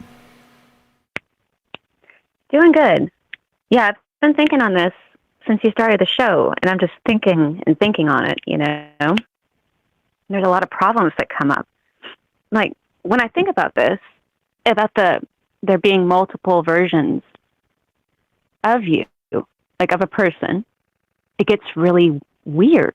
Like the idea that, because we don't really, because of the you thing, because of the I thing, because, you know, in ways, people don't really know we don't know what that is. Like, we have the idea of the ego and the brain, and that makes us who we are because we have all these experiences and everything, you know? And you have, what makes you is not just how you look or where you live or what you do, but it's just your own experiences somewhere over there, you know, existing, doing what it's doing. And everyone else too. And myself, you know, that's what makes me, is that I'm experiencing this reality from over here. And it gets really weird because when you're thinking about this, and Einstein said, I mean, to say it, that without space, space and time can't exist without matter, or something like that. But you have to have space and time. For space and time to be there, you have to have matter. And matter is what we are, and everything else is. Like, I totally have no answers on this, but when they look at what we are, you know, and I've said it, Algo said it, you know, because it's something they've said recently, that people are 99.9% empty. Like, it's empty space. But that doesn't make any sense, 99.9%. Because then that would insinuate that and we know that time isn't real. We're just experiencing something occurring with gravity. But we know it's an illusion that has to do with memory. But then the idea about space being a vacuum is because it's empty. And then the idea that we can't be in a vacuum, though, but that would insinuate that we are also somehow a vacuum, or existing in a vacuum, or are the vacuum. Like, what if time, like, we're not moving through time, but rather, and it's been mentioned, like the idea that you're standing, like, okay, if time is a river, it's not so much that you're floating on the river, but you're standing in the river, and then time is moving past you. And you're not going anywhere, but the experiences and things are coming through you. Because we don't know what this is, what the reality is. We can't nobody understands it. We're just experiencing we're experiencing all these things through all the senses. Like, with the idea of wormholes and stuff, by way of wormhole, time is moving through you and you're experiencing something kind of like reality. But the problem is about the I and the you. Like, an infant can't tell the difference, you know. At first, it can't identify what it is. It doesn't know what it is. It thinks it's everything else around it. And in that kind of logic, the idea of, like, or even people who have multiple personality disorder, who have completely defined personalities, all existing in the same person somehow. It's rare, but it happens. But I mean, that idea itself too, and the idea that there might be multiple versions of you, it's really weird because it's like, is that you? Like, are you or somebody else? Are you the multiple versions of like probabilities of what could have happened? But that can't be because I'm experiencing this whole other timeline. And when you think about the string theory thing, you know, they've talked about maybe it's going away because they're coming up with this other idea that's kind of like it, but it has to do with like a drum. Like you hit a drum or you throw a rock like in the, it's basically like a drum, like a vibration. So like if you, same as string, but kind of different, like I'm not sure exactly how much different it could be, but I guess it doesn't curve in on itself. But I don't know. Like I've been sitting here just like, what am I going to offer up with this? You know, because I want to bring something to the table. But then it's like, actually, when you start looking at it, it becomes very problematic. It would insinuate maybe that, I mean, if there's a fifth dimension and a sixth dimension and a seventh and on, you know, all the way to the 11th or infinite, that's like an omniverse idea. Because then the multiverse would just exist in one. It's just crazy. Because, you know, like the idea that, and I guess we'll never figure it out or anything, but the idea that, like, what if because people, when they do remote viewing, they're given, like, coordinates, and somehow with their mind, they go to those coordinates, but they don't even know where they are. It's like just the longitude, latitude. And they send their consciousness to those coordinates and tell them what they see. With what? What are they seeing with? You know, if they don't have their eyes. So what defines, you know, and it just becomes really complicated because, I mean, I don't know. More questions. more questions. As always, right? There's more questions than answers. Yeah. Yeah. So that's a fantastic way to put this, in that definitions are always sloppy. We talk about this all the time, whether it's aliens or demons or this, that, the other thing, right? Like the jinn and all the rest of this. There's so many things that sort of humanity has trouble really quantifying things because we don't know all the things. But then, in this sense, you're saying that, like, well, when you quantify the self in a particular way, then those other selves aren't you at all, are they? They wouldn't be. They can't be. Even if it was the same DNA, they would have, like, an entirely different experience, and they wouldn't be you, would they? No. But then what if we are all the same, like with the 0 point? What if we're all the same, like, thing, experience? Not that idea necessarily of, like, the God experiencing itself thing, but sort of. Like, what if, like, the idea of casting yourself into another place, you know, or into an object or something like that, is that something that's doable? Is that, you know, apparently people have done it. Is that what's happening when you, I don't know. But yeah, I mean, what if I am and you are and we all are, but we aren't aware of it because we're ourselves, you know? So I don't know, but it's really hard. It's impossible. Yeah, and it's impossible to do. Just another Wednesday night on Troubled Minds, just tackling down the impossible. No sweat here. No problem at all. Yeah.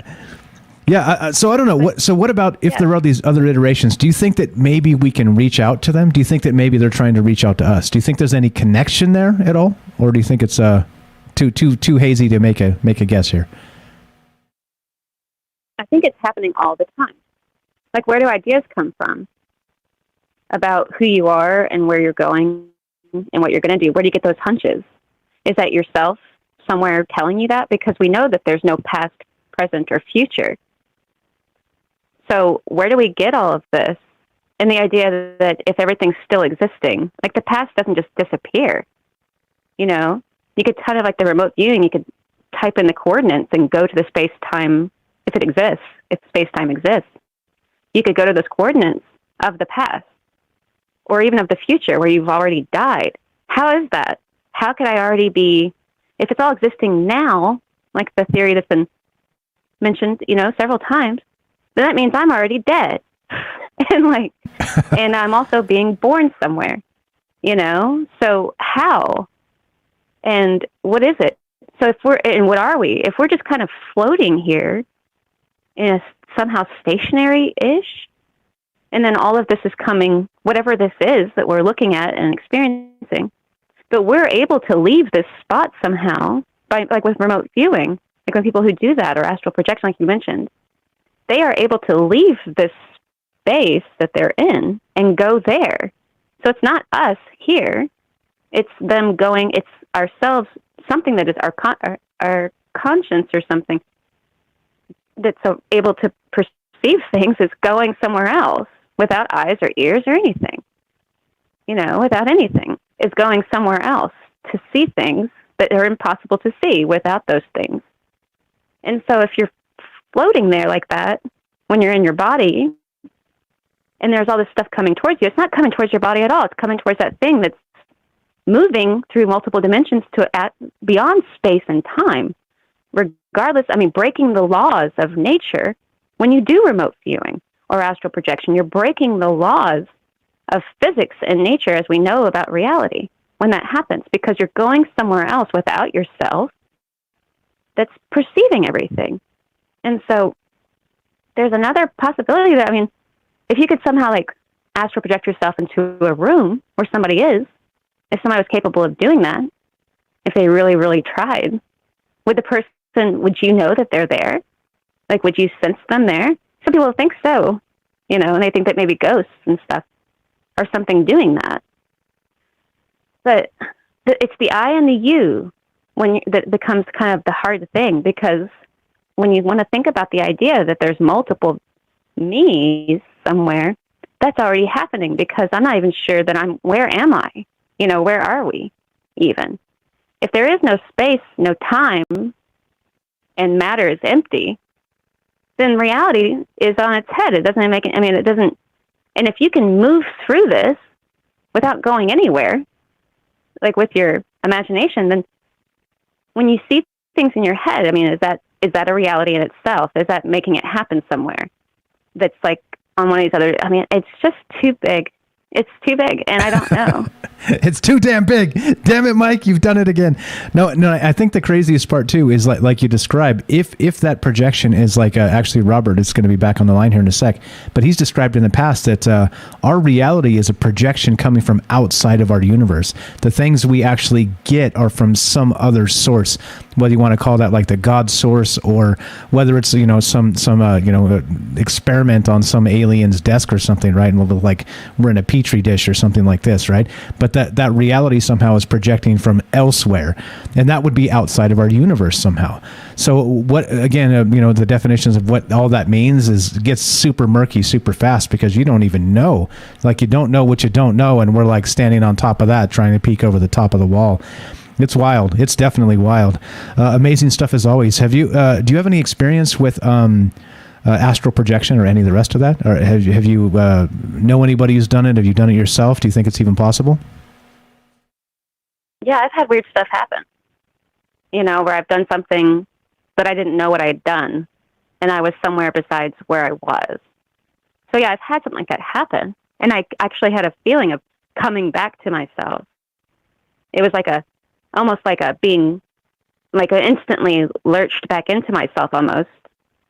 So I've had that happen. I was actually having I was doing this hypnosis thing, and I won't go into it. Yeah, I've had something like that happen, where I was somewhere else and was aware that I was not in myself or where I was. And it wasn't a sleep state, and it wasn't anything like that. I went somewhere else, and then I forgot that I was even existing here. If someone hadn't said something, I may have just floated off. You know what I mean? It was not under the influence of any kind of drugs. I wasn't sleeping. It was some kind of like a near-death experience type thing, but I didn't have a catalyst. I didn't have a near-death experience. There was almost just this sequence of events that happened, and it was a ritual type thing. But I just somehow went somewhere, and where I went was had something to do with. I'll just say it had something to do with light. You know, but then you think about the light and how that's affecting everything too. That the light, the traveling of the way that light travels, that has profound effect on our reality, that it exists at all. It can't exist without that light, and that's why they have these new theories right now, just real quick, and let Robert get on, but hypercone light theory, where it's a 4-sided cone allowing light to pass down to a point zero. But it's really strange. I don't know. But yeah, I think, light, not as we think of it, but anyway, just, the way that light travels. Amazing stuff. Amazing stuff as always, Jennifer. You're the best. Please give Jennifer a follow. She's got a YouTube channel. Link is in the description below. You're the best. Always a pleasure, Jennifer. Have a great night. Thanks for listening. Thanks for the phone call. Thank you, Mike. Have a good night. Bye, guys. Thanks a lot. There you go. Good stuff. Good stuff. Good stuff as always. I'm going to step away for just a second and get the dog. She's freaking out over there. Maybe has to go to the bathroom. So here's what we're going to do. Let's get James on, and he's going to buy me a little bit of time, and then we'll get to Robert in just a sec, and then we're going to do our thing. So let's go to our good buddy James Salcedo of Salcedo Paranormal. What's up, my friend? How are you? Welcome to Troubled Minds. I'm good. Thank you for having me. Pleasure's mine. So can you do me a favor and start telling us your take? I'm going to mute, run off, and let the dog out real quick out of the kennel, and I will hear you, and I'll be back. Give me can you talk for 45 seconds? Oh, yeah. Well, I have a couple of experiences I wanted to share anyway, so I think that'll work well for you. Perfect. Thank you so much. Do your thing. I'll be right back. Turning up the speakers. I can hear you. Be right back. Thanks, James. No problem. Yeah, so funny that we're talking about the multiverse here. I may have mentioned this before in the show. I'm not sure. I'm pretty sure I have mentioned it in the after show chat. But so I've had a couple of basically times where I had what I thought was a dream at first, but as it went on, I realized it felt like more than a dream. It felt more real. And the first time, I had this experience where I was walking down a city street, but it wasn't a city I recognized. And what was strange about it was I didn't have my white cane. I'm legally blind, and I always have my cane because I have no depth perception. So I need that to find steps down and everything and other obstacles. But I was walking through the city, and I didn't have that. And even though I didn't notice any difference in my vision, I was still fine with just walking. And that does not happen. Unless it's an area I know really well, I'm always worried about running into things or stepping off of things. So yeah, and anxiety, right? I'm sure I'd have an anxiety that like that would be super prevalent. Like I have a fear of heights. It's one of my things, right? But I would imagine as you're describing it, like I would be terrified of just smacking into something super hard that you didn't know was there, right? I mean, that would always be on my mind. Oh, when you put me like in a place I've never been to before, I have to slow way down. Because I don't know the place. Right. If I'm like in a family member's house or in a library I know really well, I can get around pretty fairly. I walk around. I don't really think about much. It's not that bad. But yeah. So anyway, I was walking down the street and I was walking home, and I knew that, and that I had just moved to this apartment building that was in the city that I didn't recognize. And the dream didn't last long. I was only just walking down the street, and I walked into this apartment building, and then it ended, but it was so real. And again, there's no way I'd be doing that. I'd be walking anywhere without my cane in this life, here in this universe. Not even out, as long as it's outside, I wouldn't even do that in places I know. Especially on like a street, I wouldn't do that. So that was my first experience with that. And I guess maybe that might, I can understand someone saying, well, you were just dreaming. And I'm not going to bother defending or anything like that. That doesn't matter. I know what it felt like to me. But this other experience I had, again, it felt like more than a dream. But it was a familiar setting. It was a house where I had lived with my mom and the man who had been my stepdad for a while before he and my mom got divorced. And my sister, we had lived there, but in this experience, we were all in the house again. And my sister was there, but there were also basically, it was like my mom had 3 kids, 3 daughters, instead of 1. And they all looked similar, but they weren't identical. But it didn't seem out of place. It was like... That's so weird. Yeah, for whatever reason, we were all living together in this house, even though, obviously, that would not be happening now. And everything was normal. Everything was the way it was supposed to be. And they were all just slightly different, but they were all, the daughters of my mom and then, the dad. And so I don't know what that was, except maybe some other kind of other universe. And they were somehow showing themselves to you, or you were somehow being able to see them. Whether this is so this is it wasn't a dream state. This was more like we're talking about astral travel, right? Like an astral projection.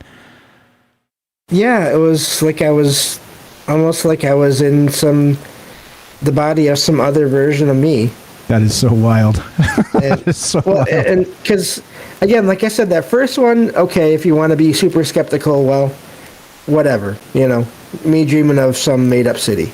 Sure. And me not having my cane for whatever silly reason. I don't know. Even though, like I said, I know better. But the second one literally makes 0 sense.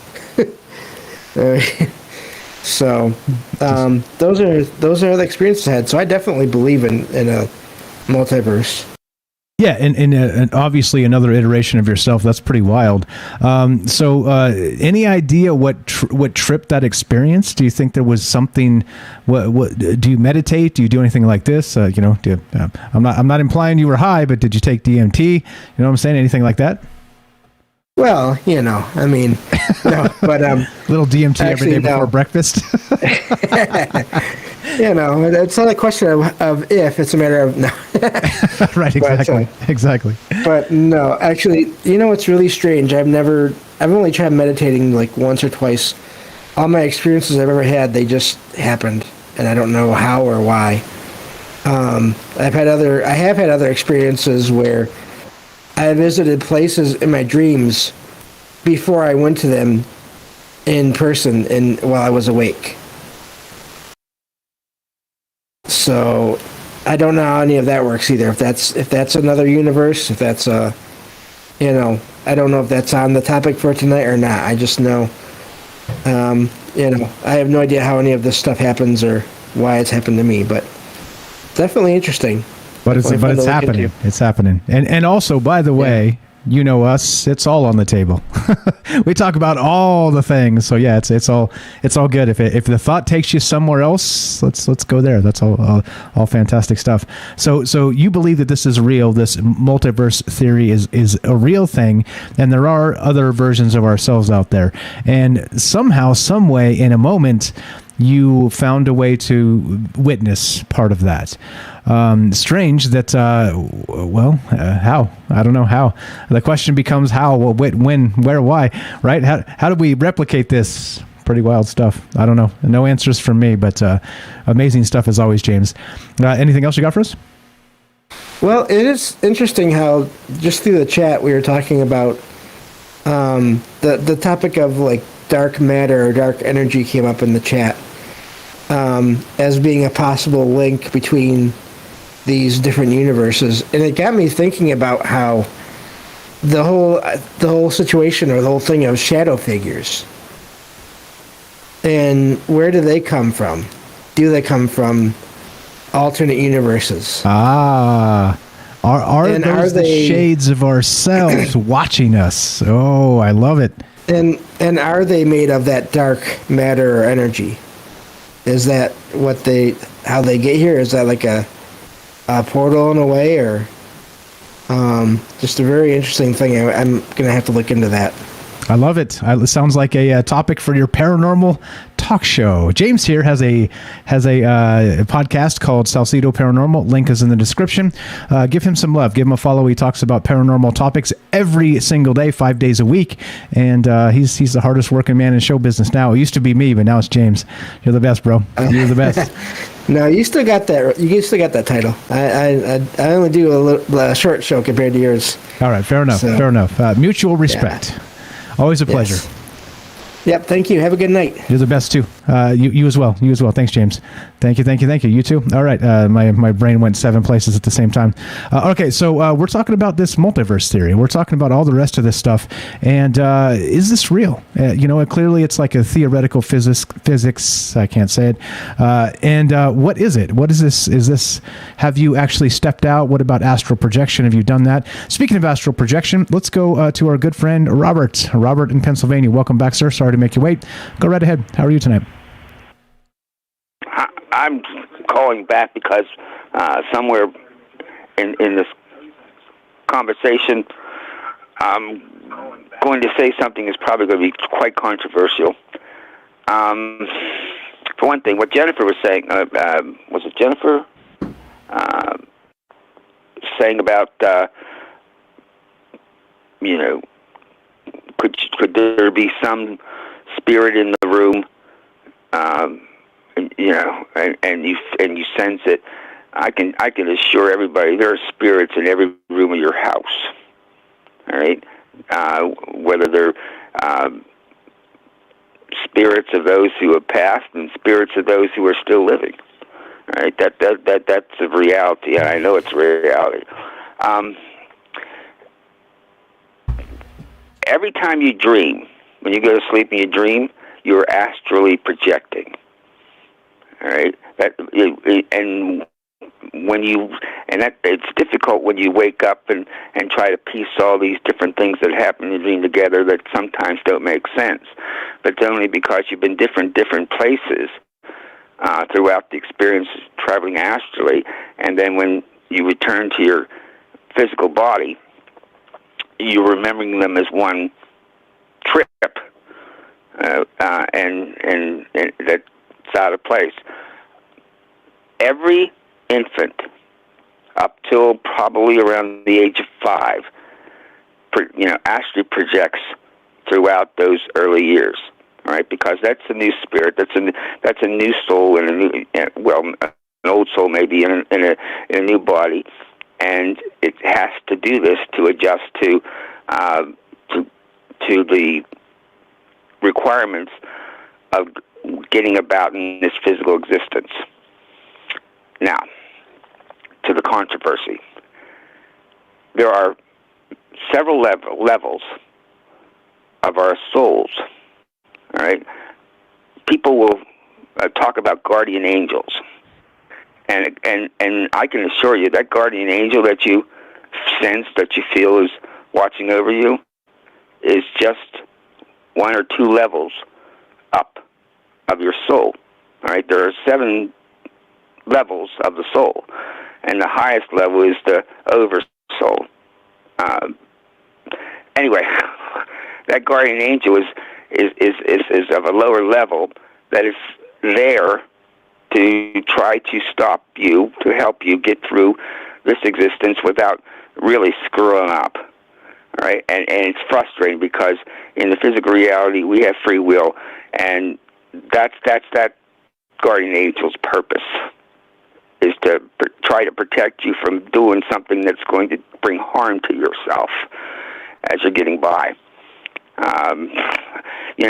The thing about astral projection is I can sit here on the phone, I can talk on it for hours, but I tend to skip here and there to this and that and the other thing, and that troubles me when I do that. All right, that's why I'm a writer. I can put it on paper and everything's right there, and everything goes from one sentence to another paragraph to a paragraph to paragraph to paragraph. All right, but that's what it's all about. Anybody can do astral projection.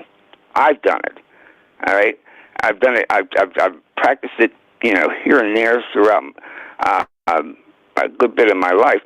But there's a problem I have with it. What somebody was talking about, you were talking about, the silver cord.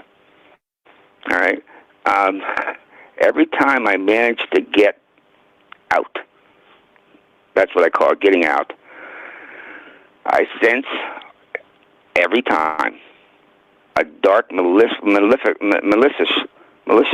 presence. All right, that scares me right back to where back into the body. All right, I've never managed to get beyond that, and I have to agree there are entities out there that are just laying in wait for you to do something like that. It can be very dangerous, astral projection, to slip right in, either to sever your cord or frankly to take possession of your physical body. So you really have to be. You really should not do that sort of thing or try to do that sort of thing without working with a very experienced practitioner, because you can easily slip out there and never come back. Gotcha. So per usual, a lot of the Dungeons and Dragons lore here in that spell for astral projection, there's some truth to this, is what you're saying. Yeah, that's all based on the literature. The experiences that there's countless volumes on astral projection. I've read a lot of them. And Dungeons and Dragons is based on those principles. All right, you have an oversoul. All right, this is the controversial part.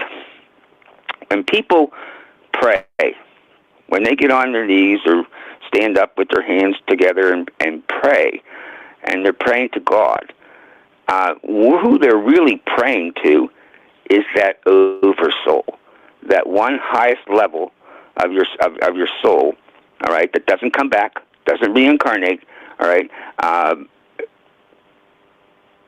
Making requests of that soul, of that higher level soul. As a matter of fact, in my story of creation, I have a little thing there where I forget his name, little Tommy, whatever, is like 4 or 5 years old, and he's on his knees and he's praying. But the oversoul is saying he's praying to God. He thinks he's praying to God. I'll let him think that, because the oversoul is Tommy. All right? And Tommy thinks he's praying to God, but he's praying to himself. Okay. Gotcha. Interesting. That's pretty wild. That's controversial. I'm probably going to get my rear end fanned by a few people on the show for saying something like that. That's okay. All right? That's okay. You're in a safe place. I know it's true. You're in a safe place. It's okay. It's okay. Okay. Amazing stuff as always, Robert. Have you ever had an experience? No. Have you ever had an experience? I haven't. So I have had those moments when like a Night Stalker was describing, when I wake up and there's like that, it's barely perceptible, but there's like that moment where everything seems like it's like the reset. Somebody needs to download the data, right? Reset. Like kind of like you're absolutely. You don't even know you're nail on the head. Yeah, until like a moment later, then you're like, oh, okay, I know where I'm at and where everything's in. That's my dog, and there's my this and that. Like I'm Michael Strange, right? But there is it's so minuscule, it's so difficult to describe, but it is tiny. That's the only thing I've ever had, but never like any real sort of out of body experience, astral travel, nothing like that. Never had any weird time slips or anything. Sorry, go ahead. He also said something profound, when it comes to the downloading, all right? It's what's being downloaded, all right? The same person, the same environment, the same life you were living the day before, or it's in a new one with false memories, all right? I thought, I heard that and I thought, bingo. All right. How do we know right now? I'm sitting in this chair. I'm looking at you on the screen. How do I know that yesterday I wasn't living a different life? All right. Maybe I was living a life on that parallel Earth, but a different life. And then when I went to sleep, I woke up the artificial memories were downloaded, and now I'm in this one. Like it's bouncing around, like it's changing. So the you that you're actually bouncing around realities. Yeah, and the truth of the matter is, we're living. We are what's called incarnated, but we're living all those times at once, right? We're living in the past. We're living in ancient Egypt. We're living in the future. It's all happening at once. But the one true thing about it is the guardian angels are the true reality of those guardian angels is that they're just one or two levels up of your own soul that is there to kind of monitor you and try to help you not, make mistakes that would frankly interfere with the script of what you're supposed to do. Yeah, that makes sense to me. Like there's a whole lot of shenanigans going on, which would explain why reality is so strange as it is. Yeah, wild stuff, man. Wild stuff. This is why we get together and do this. Amazing as always. You're the best. You're the best. Anything else you got for us? One more thing. Sure, go ahead. You ever hear of bilocation? Being in the same place, two places at the same time? Yeah, where you can actually physically be in multiple places at the same time. Yes, never actually did a show or did cases on that or kind of looked into it, but I've heard of it. Yes. That would make a terrific show, because there are saints like Father Pito, all right, who was a legend has that he could do that. He could be in several different places at one time, and was seen simultaneously in several different towns at one time. You might consider, at a later date, do a little bit of background on that. That'd make an excellent topic too. But also, astral projection is an excellent topic. Okay, 100%. Because there isn't anybody that hasn't had some kind of experience with that. Okay. I mean, there's people who've never seen a UFO, but there's nobody who hasn't experienced some sort of odd sensation that they had separated from their body. Gotcha. So Mike D for Life in the chat says this: there was a Catholic saint in the 20th century that was visually verified with cameras being in 2 and 3 places at the same time. He was sainted because of things like this. There you go. So he said it first, and then you said it. So just give Mike D for Life some credit for zipping it through the ether into your brain to give it to us. Amazing stuff. I do. He probably did. He probably did. Thank you. You're the best, Robert. You're the best. Always a pleasure. We'll talk to you soon. Have a great night. Thanks for the call. Okay. Bye.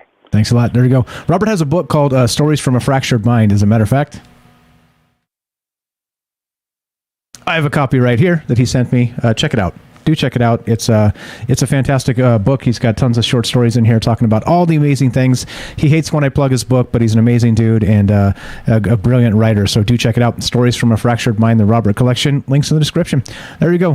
Friends of Troubled Minds. And this is the thing. The reason I do that is if I know you've got a creative project, and the list can get long, I'll add like a whole Friends of Troubled Minds to the webpage or something, because I just want to make sure you guys are doing hard work out there as well. I want you to be recognized. I want you to be noticed. I want you to get some traction out of that, and if I can help even a little bit, I don't mind doing it all. You guys spend your time listening and contributing, and I appreciate that very much. So just a way to say thank you and kick it back to you a little bit. So let's keep on trucking. We're talking about astral traveling. We're talking about all kinds of whack stuff because, well, that's what we do. This is Trouble Minds after all, and well, let's do it. Let's go to our good buddy Kelly. If you're there, Kelly in Colorado. Welcome to the show, my friend.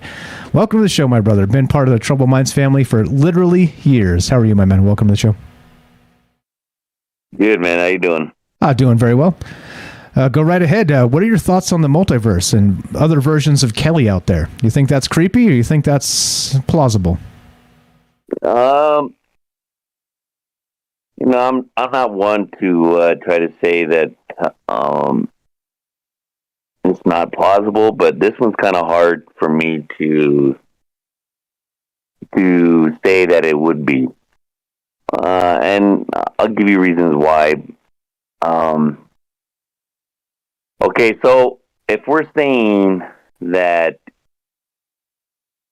there's a multiverse, there's multi-versions of us, right? So then that is saying also that what people would want to call a soul, or what I refer to as like your true self, your pure energy, right? So everything's energy and then it becomes matter. So, and people say that's your soul. Okay, so if that's the case, if there's a multi-universe and we're all experiencing different things at the same time, then that means you're split, that your energy or your soul is split into all these different matters at the same time. Because if that's the case, then it's hard for me to understand that each one of those part of your energy is being split like that. It's either saying that we are a solid matter, maybe could be in some case like a crystal prism. That when light is shown into it, that it splits out, like a crystal hanging in a window, and it's each little prism has got its own light source where it shows like we have little dots all over. So is that the case, that we're being shot into a prism or out through a prism and into different universes and experiencing that way? Because that's the only thing that I could think that would, in somewhat of a case, I guess, that would be the reason why you would call a multi-universe and experiencing that. Because, I know energy doesn't die, it just transforms, but to share multi ones, that's kind of difficult to wrap the mind around. Yeah, or have multiple. Like I said, maybe there is that. I think. Okay, how about this? Regarding what you just said, that base person or that base whatever essence of whatever we are, that prism itself. What if that is the base reality? What if there is one where we are generating more versions of ourselves? Whatever the first iteration of us was the first iteration, and everything else past that is something else, some variation. But like you're describing, if you had that base person or entity or whatever it is, like a prism, and you did shine light through it, like Jennifer was saying, like light, this is about light. That if that's the case, then maybe that's what's happening here. There's a lot kind of coming together in this because, as Robert has said in the past as well, like I described a little bit earlier, Robert that was just on the phone, he said that our reality is getting a projection from elsewhere, from somewhere else. Like we're experiencing something sent to us from outside of the universe.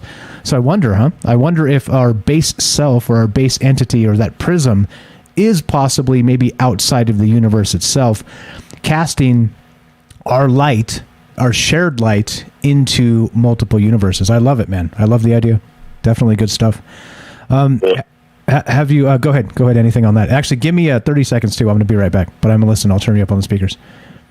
Yeah, I don't know, because that's, for me, it is going to be a prism type thing, because and if that's the case, you would think like a prism, right? If let's go and to think like as a prism, it'd be like a crystal, right? So if you're shooting light through it, we are the light from maybe within, and crystals have their own vibration, right? Maybe that's what we're doing. And if it's in a multi-universe, that each vibration that you're sending throughout the prism is experiencing that whatever part of the universe or a universe that it's experiencing at the same time. But at the same time, maybe in each different universe, you're having a different, you could send out a different vibration to the other ones and can affect it, and I don't know if it could be in a positive or a negative way, because, sometimes not every prism is perfect, right? it'd be cracked in some way. Kind of like what the GI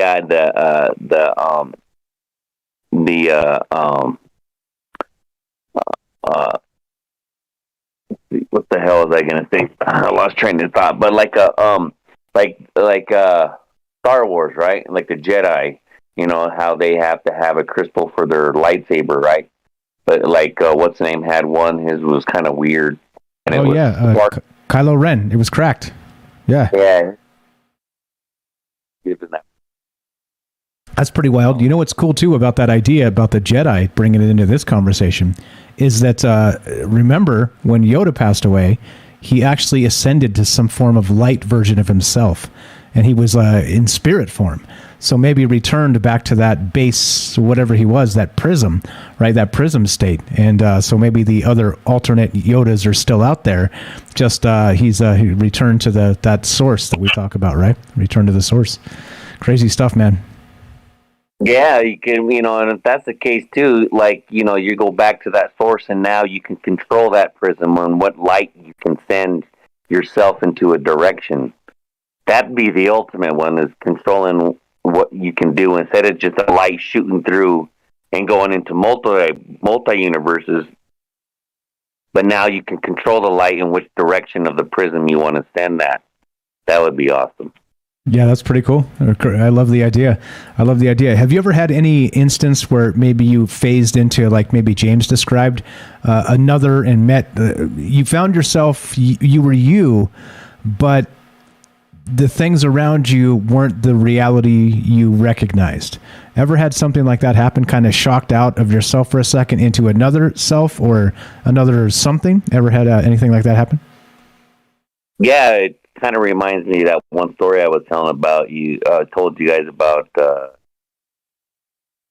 that strange dream I had for a year straight, where it was me, but it wasn't, like, it was in a different planet. Like, you know what I mean? Like the things I was mentioning, or the shapes of buildings, the color of the buildings. Actually, it was more vibrant. The browns, though, were more dull.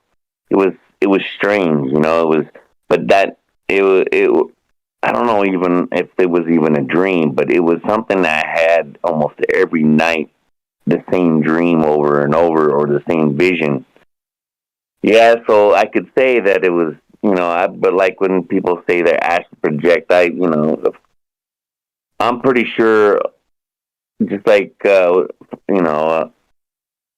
this Robert was saying, is that, I'm pretty sure everybody has at some point, it could be like you was a kid and messing around with the light and got shocked, or you fell out of a tree or something and you astral project, or, it could be where, some people have the ability to do so without any, it really even trying, or even being a master, in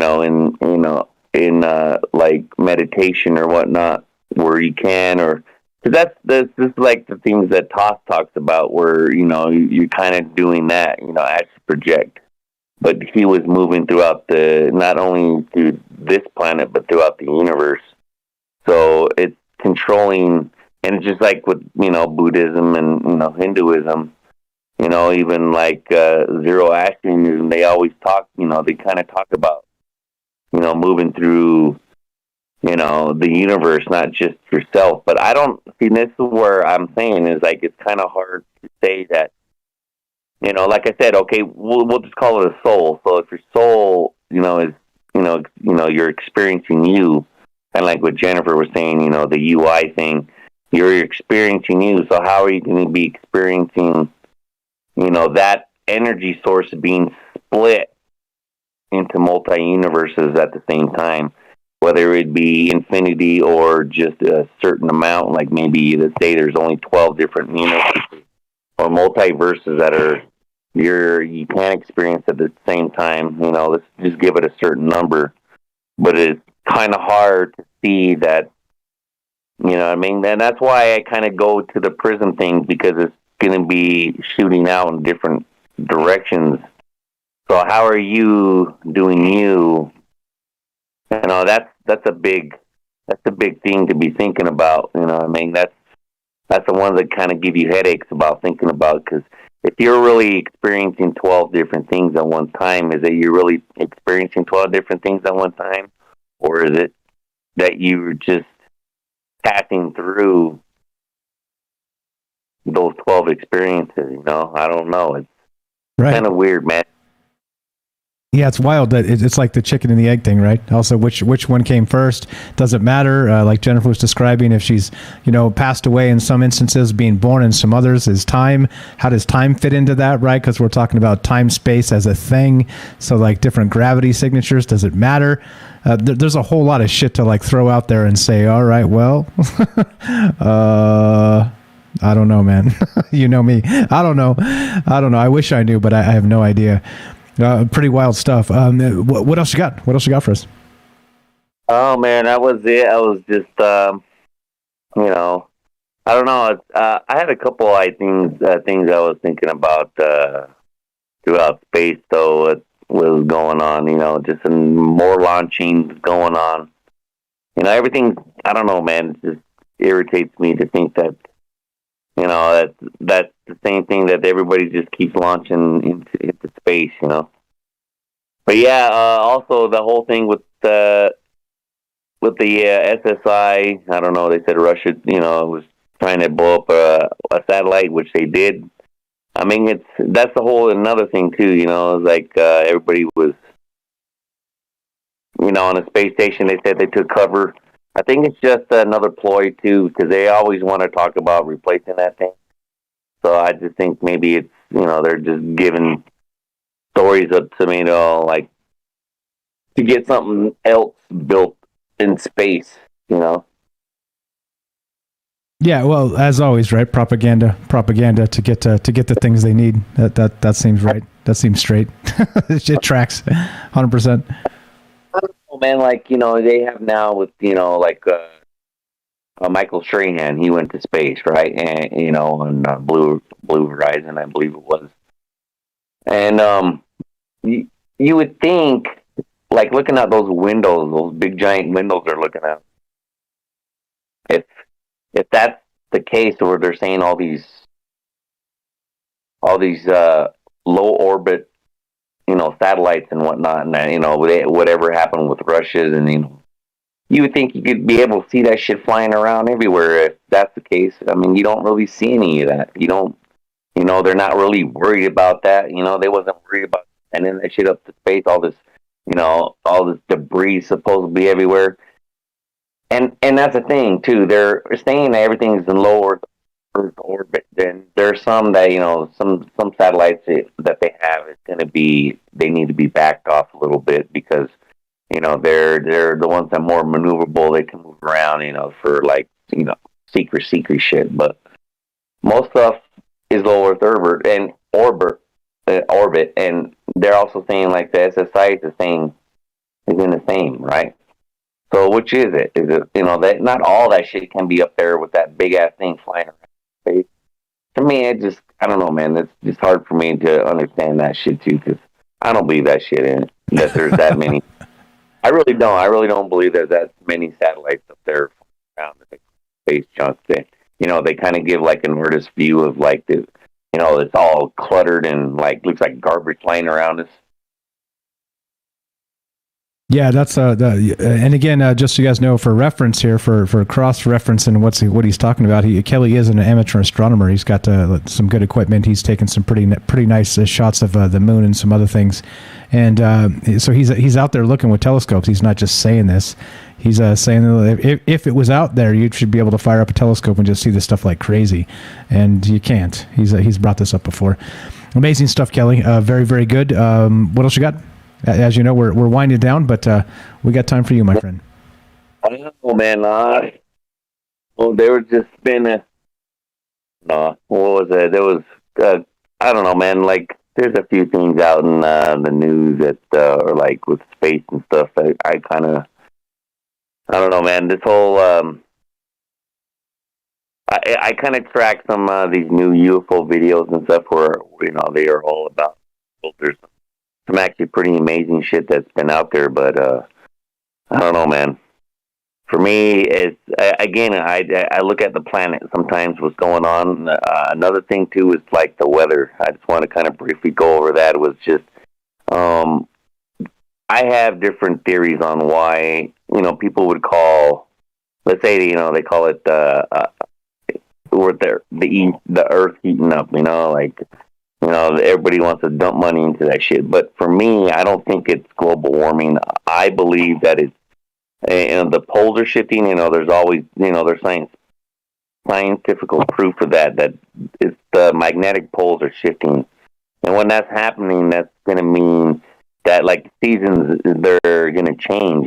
For me, it's like living here, it seems to be where winter starts later, or even like more towards January. We're starting to get winter there, and it lasts longer, more into like July. And, it's just the seasons are just moving more over a couple more months. And the fact that, the weather pattern, the volcanoes that are opening, reawakening that's been dormant for thousands of years. You had, me and Michelle was talking about this earlier where, I always bring up to where the oceans were receding from Florida to off the Bahamas shores. And it was miles. So I was thinking, okay, from, Florida to the Bahamas, what's the actual distance to that? And it's like 300 and some miles from Florida to the Bahamas, right? So you're saying, like, those camera views, I went into there again for taking video of it. And and this was on the Bahamas, right? And you can't see, there's no oceans. You can't even see as far as the eye can see. Now, from the Bahamas to Florida, it's 313 miles. Now, are they saying that, and the news was trying to say that it was Emma, a hurricane that sucked all that ocean water out. And I would call bullshit flag on that one, too, because that's the first time I've ever heard of oceans pulling back like that every year, because we have hurricanes every year. They never have anything like that. But you had, for some reason, in those couple years, you had oceans like receding hundreds of miles, or you can even see that past your eye vision. I want to kind of just talk about real quick is just how I believe that there might be, I don't know, like if Planet X, or they want to call it Nibiru. I think it's entering slowly on the outside of our solar system. Like I try to do calculations on the stars and stuff, or they were talking about, and it's a 3,600 year revolution. Now, if you're talking about a complete age of the cycles of, like Taurus and, the whole, but the great age is, each age is like 2,000 years. The great age is about, just under that. So you're talking about 10,000 years. But my calculations from that was either about 500 years or right on top. And I don't know, man. For me, the weather patterns and just the Earth, of the changes that's going on, man. I don't know. Sometimes I believe that maybe something is pulling on this planet. Not only that. Besides, you look at the other planets itself. How they're lighting up. With their, their like type of realis that's on their surface of their planets or their atmospheres. Kind of, I don't know, man. It's kind of due telling to me. I just kind of keep an eye on that and how, that, they want to project, like, the mainstream media, how they want to try to project some of that. I look at it a little bit more different because, man, there's some weird changes going on. And that volcano, they were expecting to stop, and that went over in Italy. It's still going, and it's been for quite some time, man. All kinds of weird shit happening, man. That's why we do this, get together and talk about stuff, because as you know, right, I don't know what's going on where you're at. You don't know what's going on where I'm at, because you can't trust any of the crap they're trying to tell us. So we talk to each other, and that's power. Amazing stuff as always, Kelly. You're the best. You are the absolute best. So you're going to say maybe astral travel and all that? Drink some maybe juice? Maybe? Oh, I believe in that, astral projection and stuff like that. Multi-universes, that was difficult for me. Yeah, I mean, like, I've done it, but I've also do, deep meditation too, and I can I danced around the.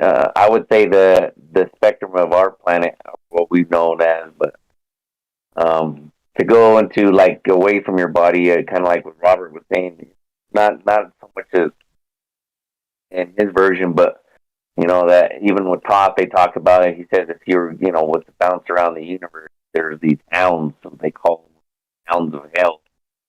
But he call it the hounds. They're like he explains it as more of like they're guardians to different gates, realms of the universe. And if they hear you coming, because they can hear you, I don't give some kind of a smell or whatever, because they call they call them literally. He says they sound like a hound, like a dog. But if you hear them to get to your body, but if you're a distance from your body, how you would get there would be through you try to do a circle pattern. Don't try to go straight to your body, because they will. He says they'll catch you. They'll reach you faster because they move in angles. He speaks of they move in angles, different angles within the universe of time and space. You need to go in circles in a certain direction, different, if someone was chasing you, you don't want to do a straight shot. You want to kind of, get them off your tail. But yeah, he says, it's like going to your body. So if you actually project and you're going, you happen to hear something like that, I would just kind of, pay attention to that. And, I don't know, you have to be careful trying to, doing that type stuff as well. Yeah, be careful. Right on. Thanks a lot, Kelly. Appreciate it. You too, bro. You cut out there, but I think you said have a good night.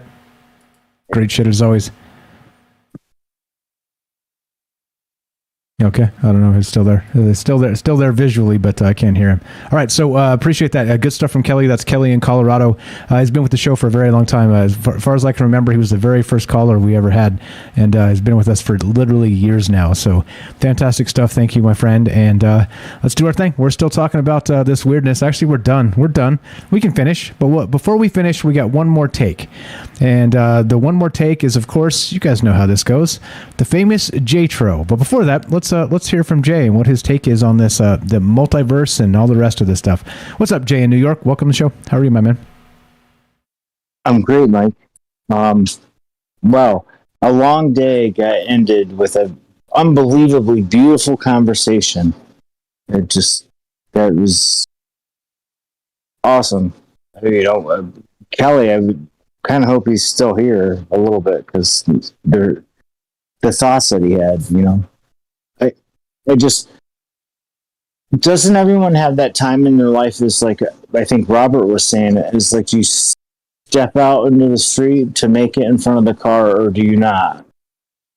Do you have those premonitions in your life that, how is this going to go? Is that guy's late for work, really late for work, and he wants to cut a giant hole in the building, and everybody else is like, no, we're not doing it that day. It's stupid. The ideas that we have all the time, are we actually drawing on that energy from all of the other people in our multiverse? I haven't seen the new Spider-Man movie yet, but I've seen a lot of trailers. I don't know what they call them now. Spoilers, whatever. Trailers. Yeah, you got it. But he's the same guy throughout all of those universes. He has that same integrity, he has that same knowledge, and that if it's something that's good and you're doing something that's good, wouldn't it be better if all of your alternate personalities were doing that same kind of good, whatever it may be? Teacher, firefighter, superhero, Luke Skywalker, Yoda. I mean, if you had the energy of all those people and all of your multiverses and stuff like that, and you could work with them together, not necessarily have a conversation like, if I ever call in and don't have a quote, it's the guy from the other universe. But There you go. So they downloaded the wrong J to the wrong place. Wait a minute, man. That's just not right. That's not right. That's not the right J. This is bullshit. I demand a recount. It's a glitch in the Matrix. I knew it all along. Yeah, I knew it. I think all that plays into this too. That whole the fact that there's a possibly that whole Matrix situation, right, with like the simulation, because if this is the case, we're talking about multiple realities. Wouldn't it be like multiple levels in a video game? Wouldn't it be something like that? It would seem like, wouldn't it? Huh? Well, yeah. I mean, think about it. I mean, you're old enough to remember that when somebody else made it to a level on a video game, they just gave you the cheat code to bring you back. There was no save in the game, but once you got to a certain level on it, you wrote down that X, Y, 0, 0, left, right. And then you automatically started at 11. Yeah. And then you automatically started at level 42. Right. Yep. You know, the good old days when the game states didn't save and you had to put in a code to get back to where you were. The good old days. Oh shit. Galactica. Or no, it wasn't. It was Gauntlet. Gauntlet. That was a great game too. At the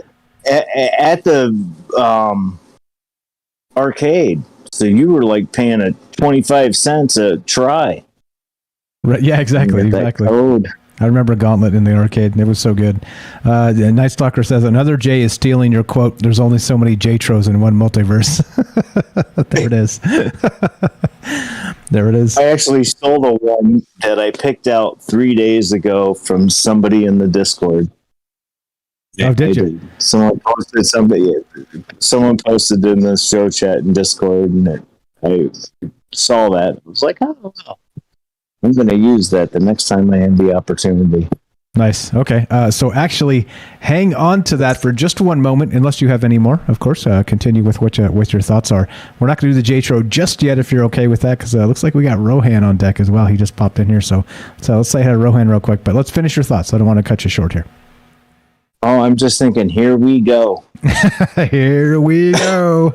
All right. To quote the Night Stalker, where we're going, we don't need rails. Yes, sir. Absolutely, 100%. Okay, that needs to be a shirt as well. So many good T-shirt ideas. All right, so let's do it. So hang tight, Jay. We'll get to the J-Tro and back to you in just a moment. Let's go to our good buddy Rohan, the mighty Rohan, the famous Liam Martin with the podcast called Exiled Minds. What's up, brother? Welcome to the show. How are you? What's up, bro? How's it going? Hear me okay? Loud and clear. Sounds great, man. Go right ahead. What are your thoughts on this multiverse? Oh, no, mate. You sound great. No, I know. I spent 3.5 years trying to sound great. So this I know. This is this is iteration multiverse style number 275 to get to this point to where it sounds like it does now. Go back to the very first one. Neck. Yeah, right. Exactly. Doing that Doctor Strange stuff. Something. Go back to the very first show. It's on the podcast feed, and you'll hear. It sounds like we're broadcasting from a rainy trash can in the Bronx in some dark alleyway. but anyway, go right ahead, sir. What are your thoughts on the multiverse? Total Secret Mike. That was the first thing I did. Check your first show, but anyway, yeah, Multiverse. Okay. Yeah. All right. Yeah. All right. Yeah, Multiverse, man. Well, I suppose when we hear Set J say, "Well, hey, I'm just a Glazier," we know we've got the wrong guy, right?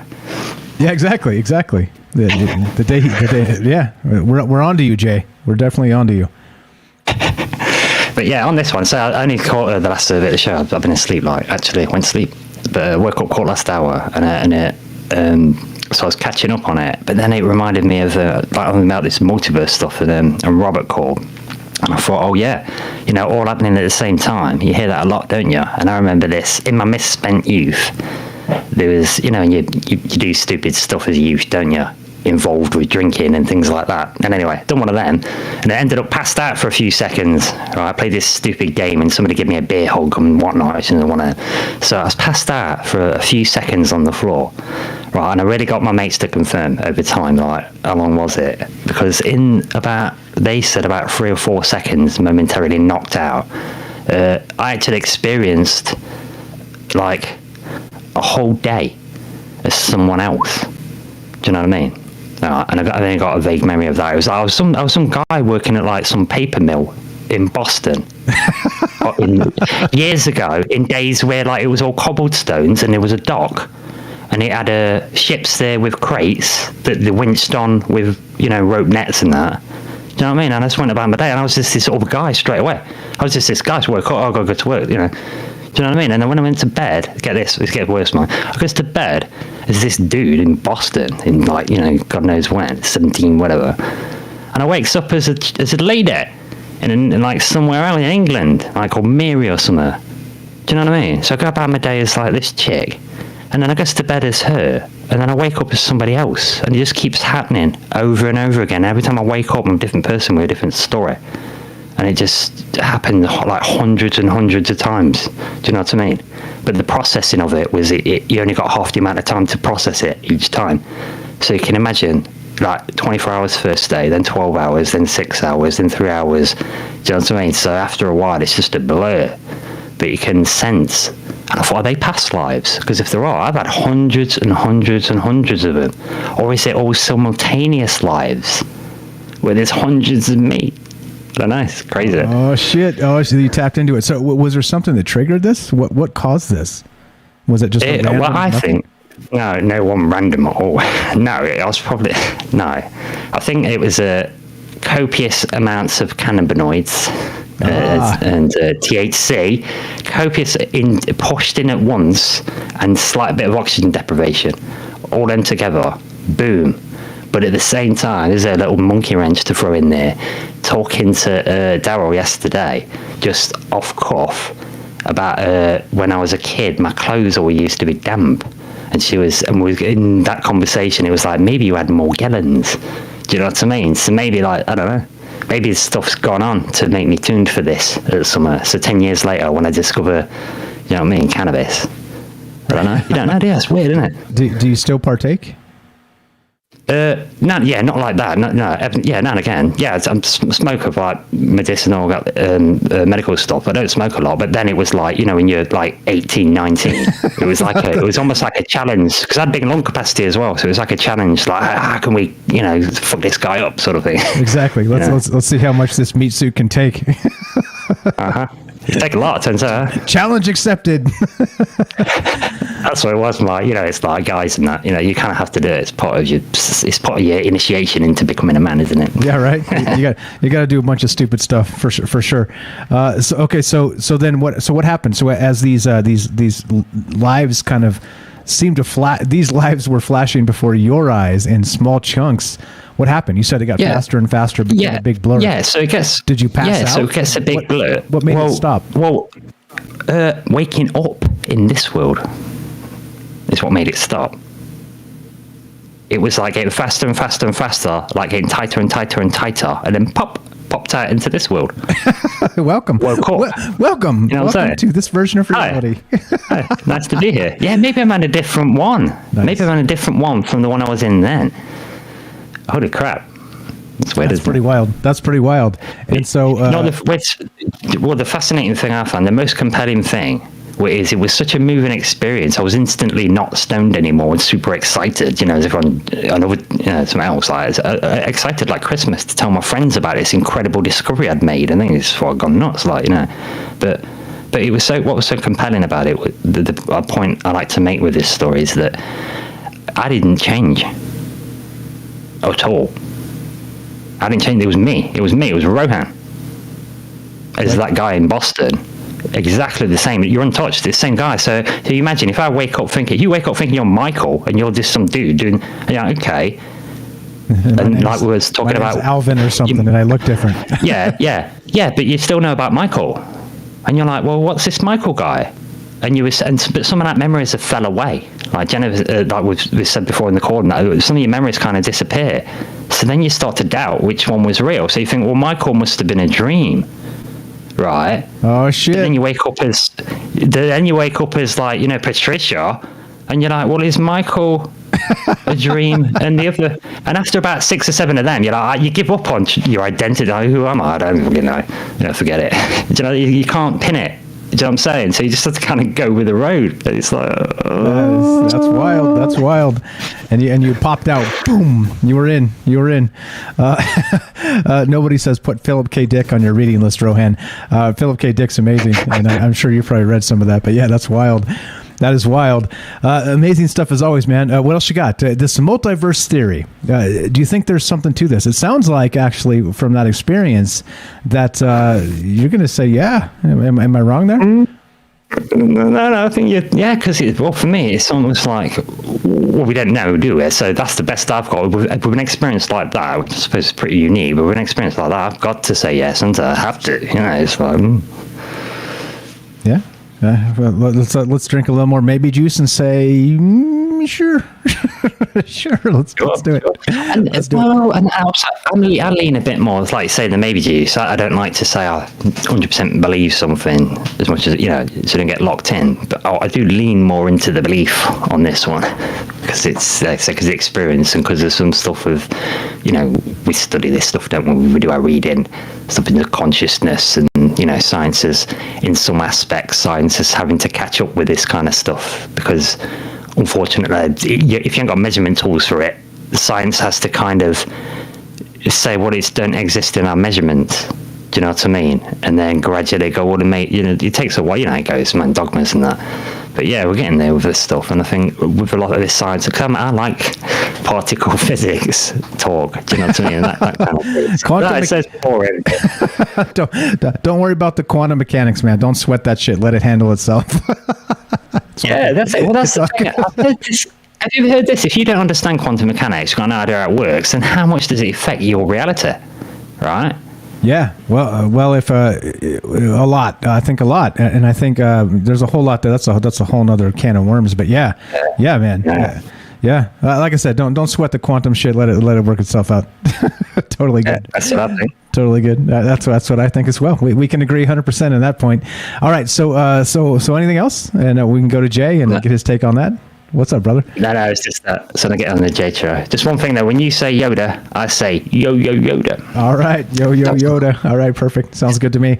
Jay, let's go to Jay. Thank you, Rohan. Great shit. He has a podcast called Exiled Minds podcast. Scroll down, links in the description. Give Rohan some love. Follow him on YouTube.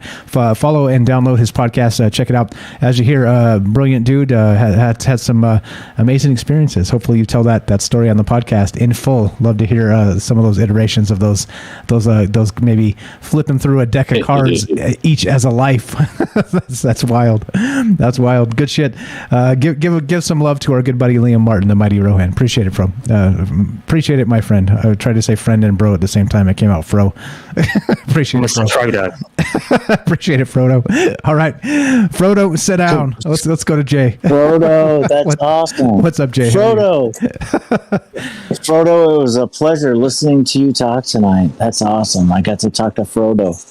But, really, look at the little experiences that you have in your day-to-day life. You see the little girl walking across the street or the ball bouncing across the street and you hit the brakes.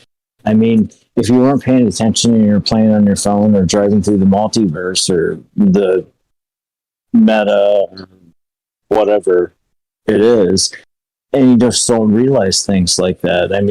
No one looks at what's going around them now. And we're in all these other things. We're missing that age of Aquarius that we're coming into. Kelly brought it up with Nibiru and stuff like that. We are going through an astrological plane that was in a gigantic orbit at the same time that dinosaurs went extinct.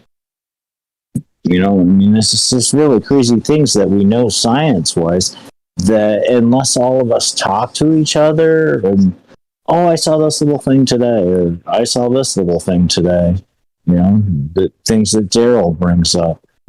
It's just a reason to join the Discord and hop into the after hours chat because the show is over, right? I'm sorry, I'm keeping you late. I could rattle on to you guys for 100 years. You're good, bro. So most nights we get together and hang out in the Discord. That's what he's talking about. So if you guys want to come join us, please do.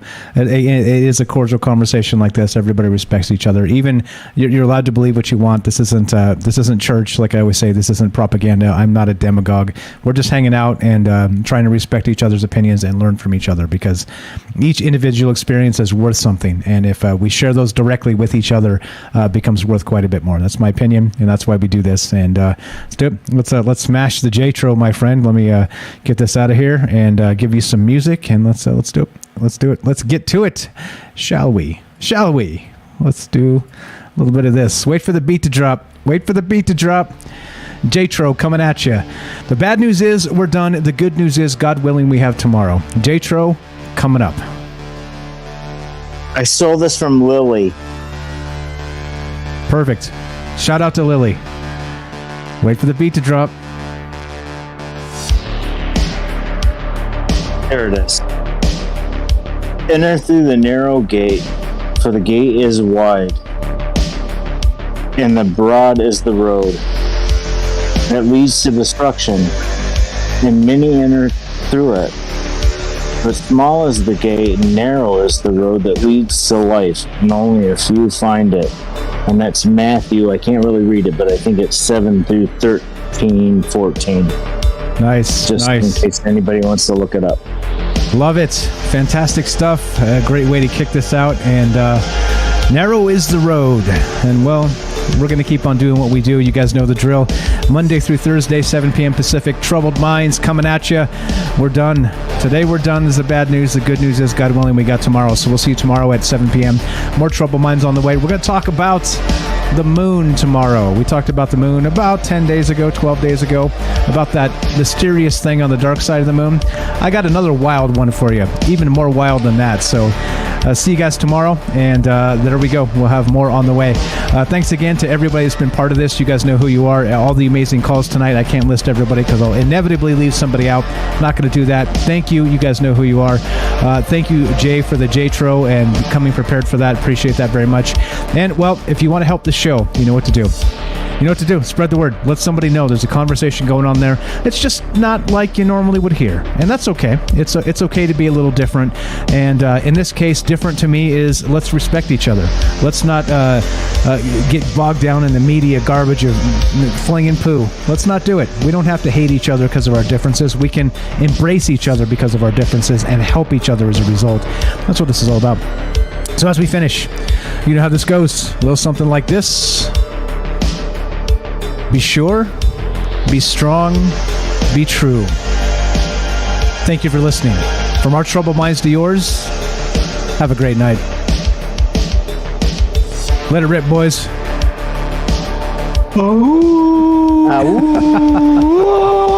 Skinwalker. We totally get worse and worse at that every damn time. How's it we get worse at something when we practice so often?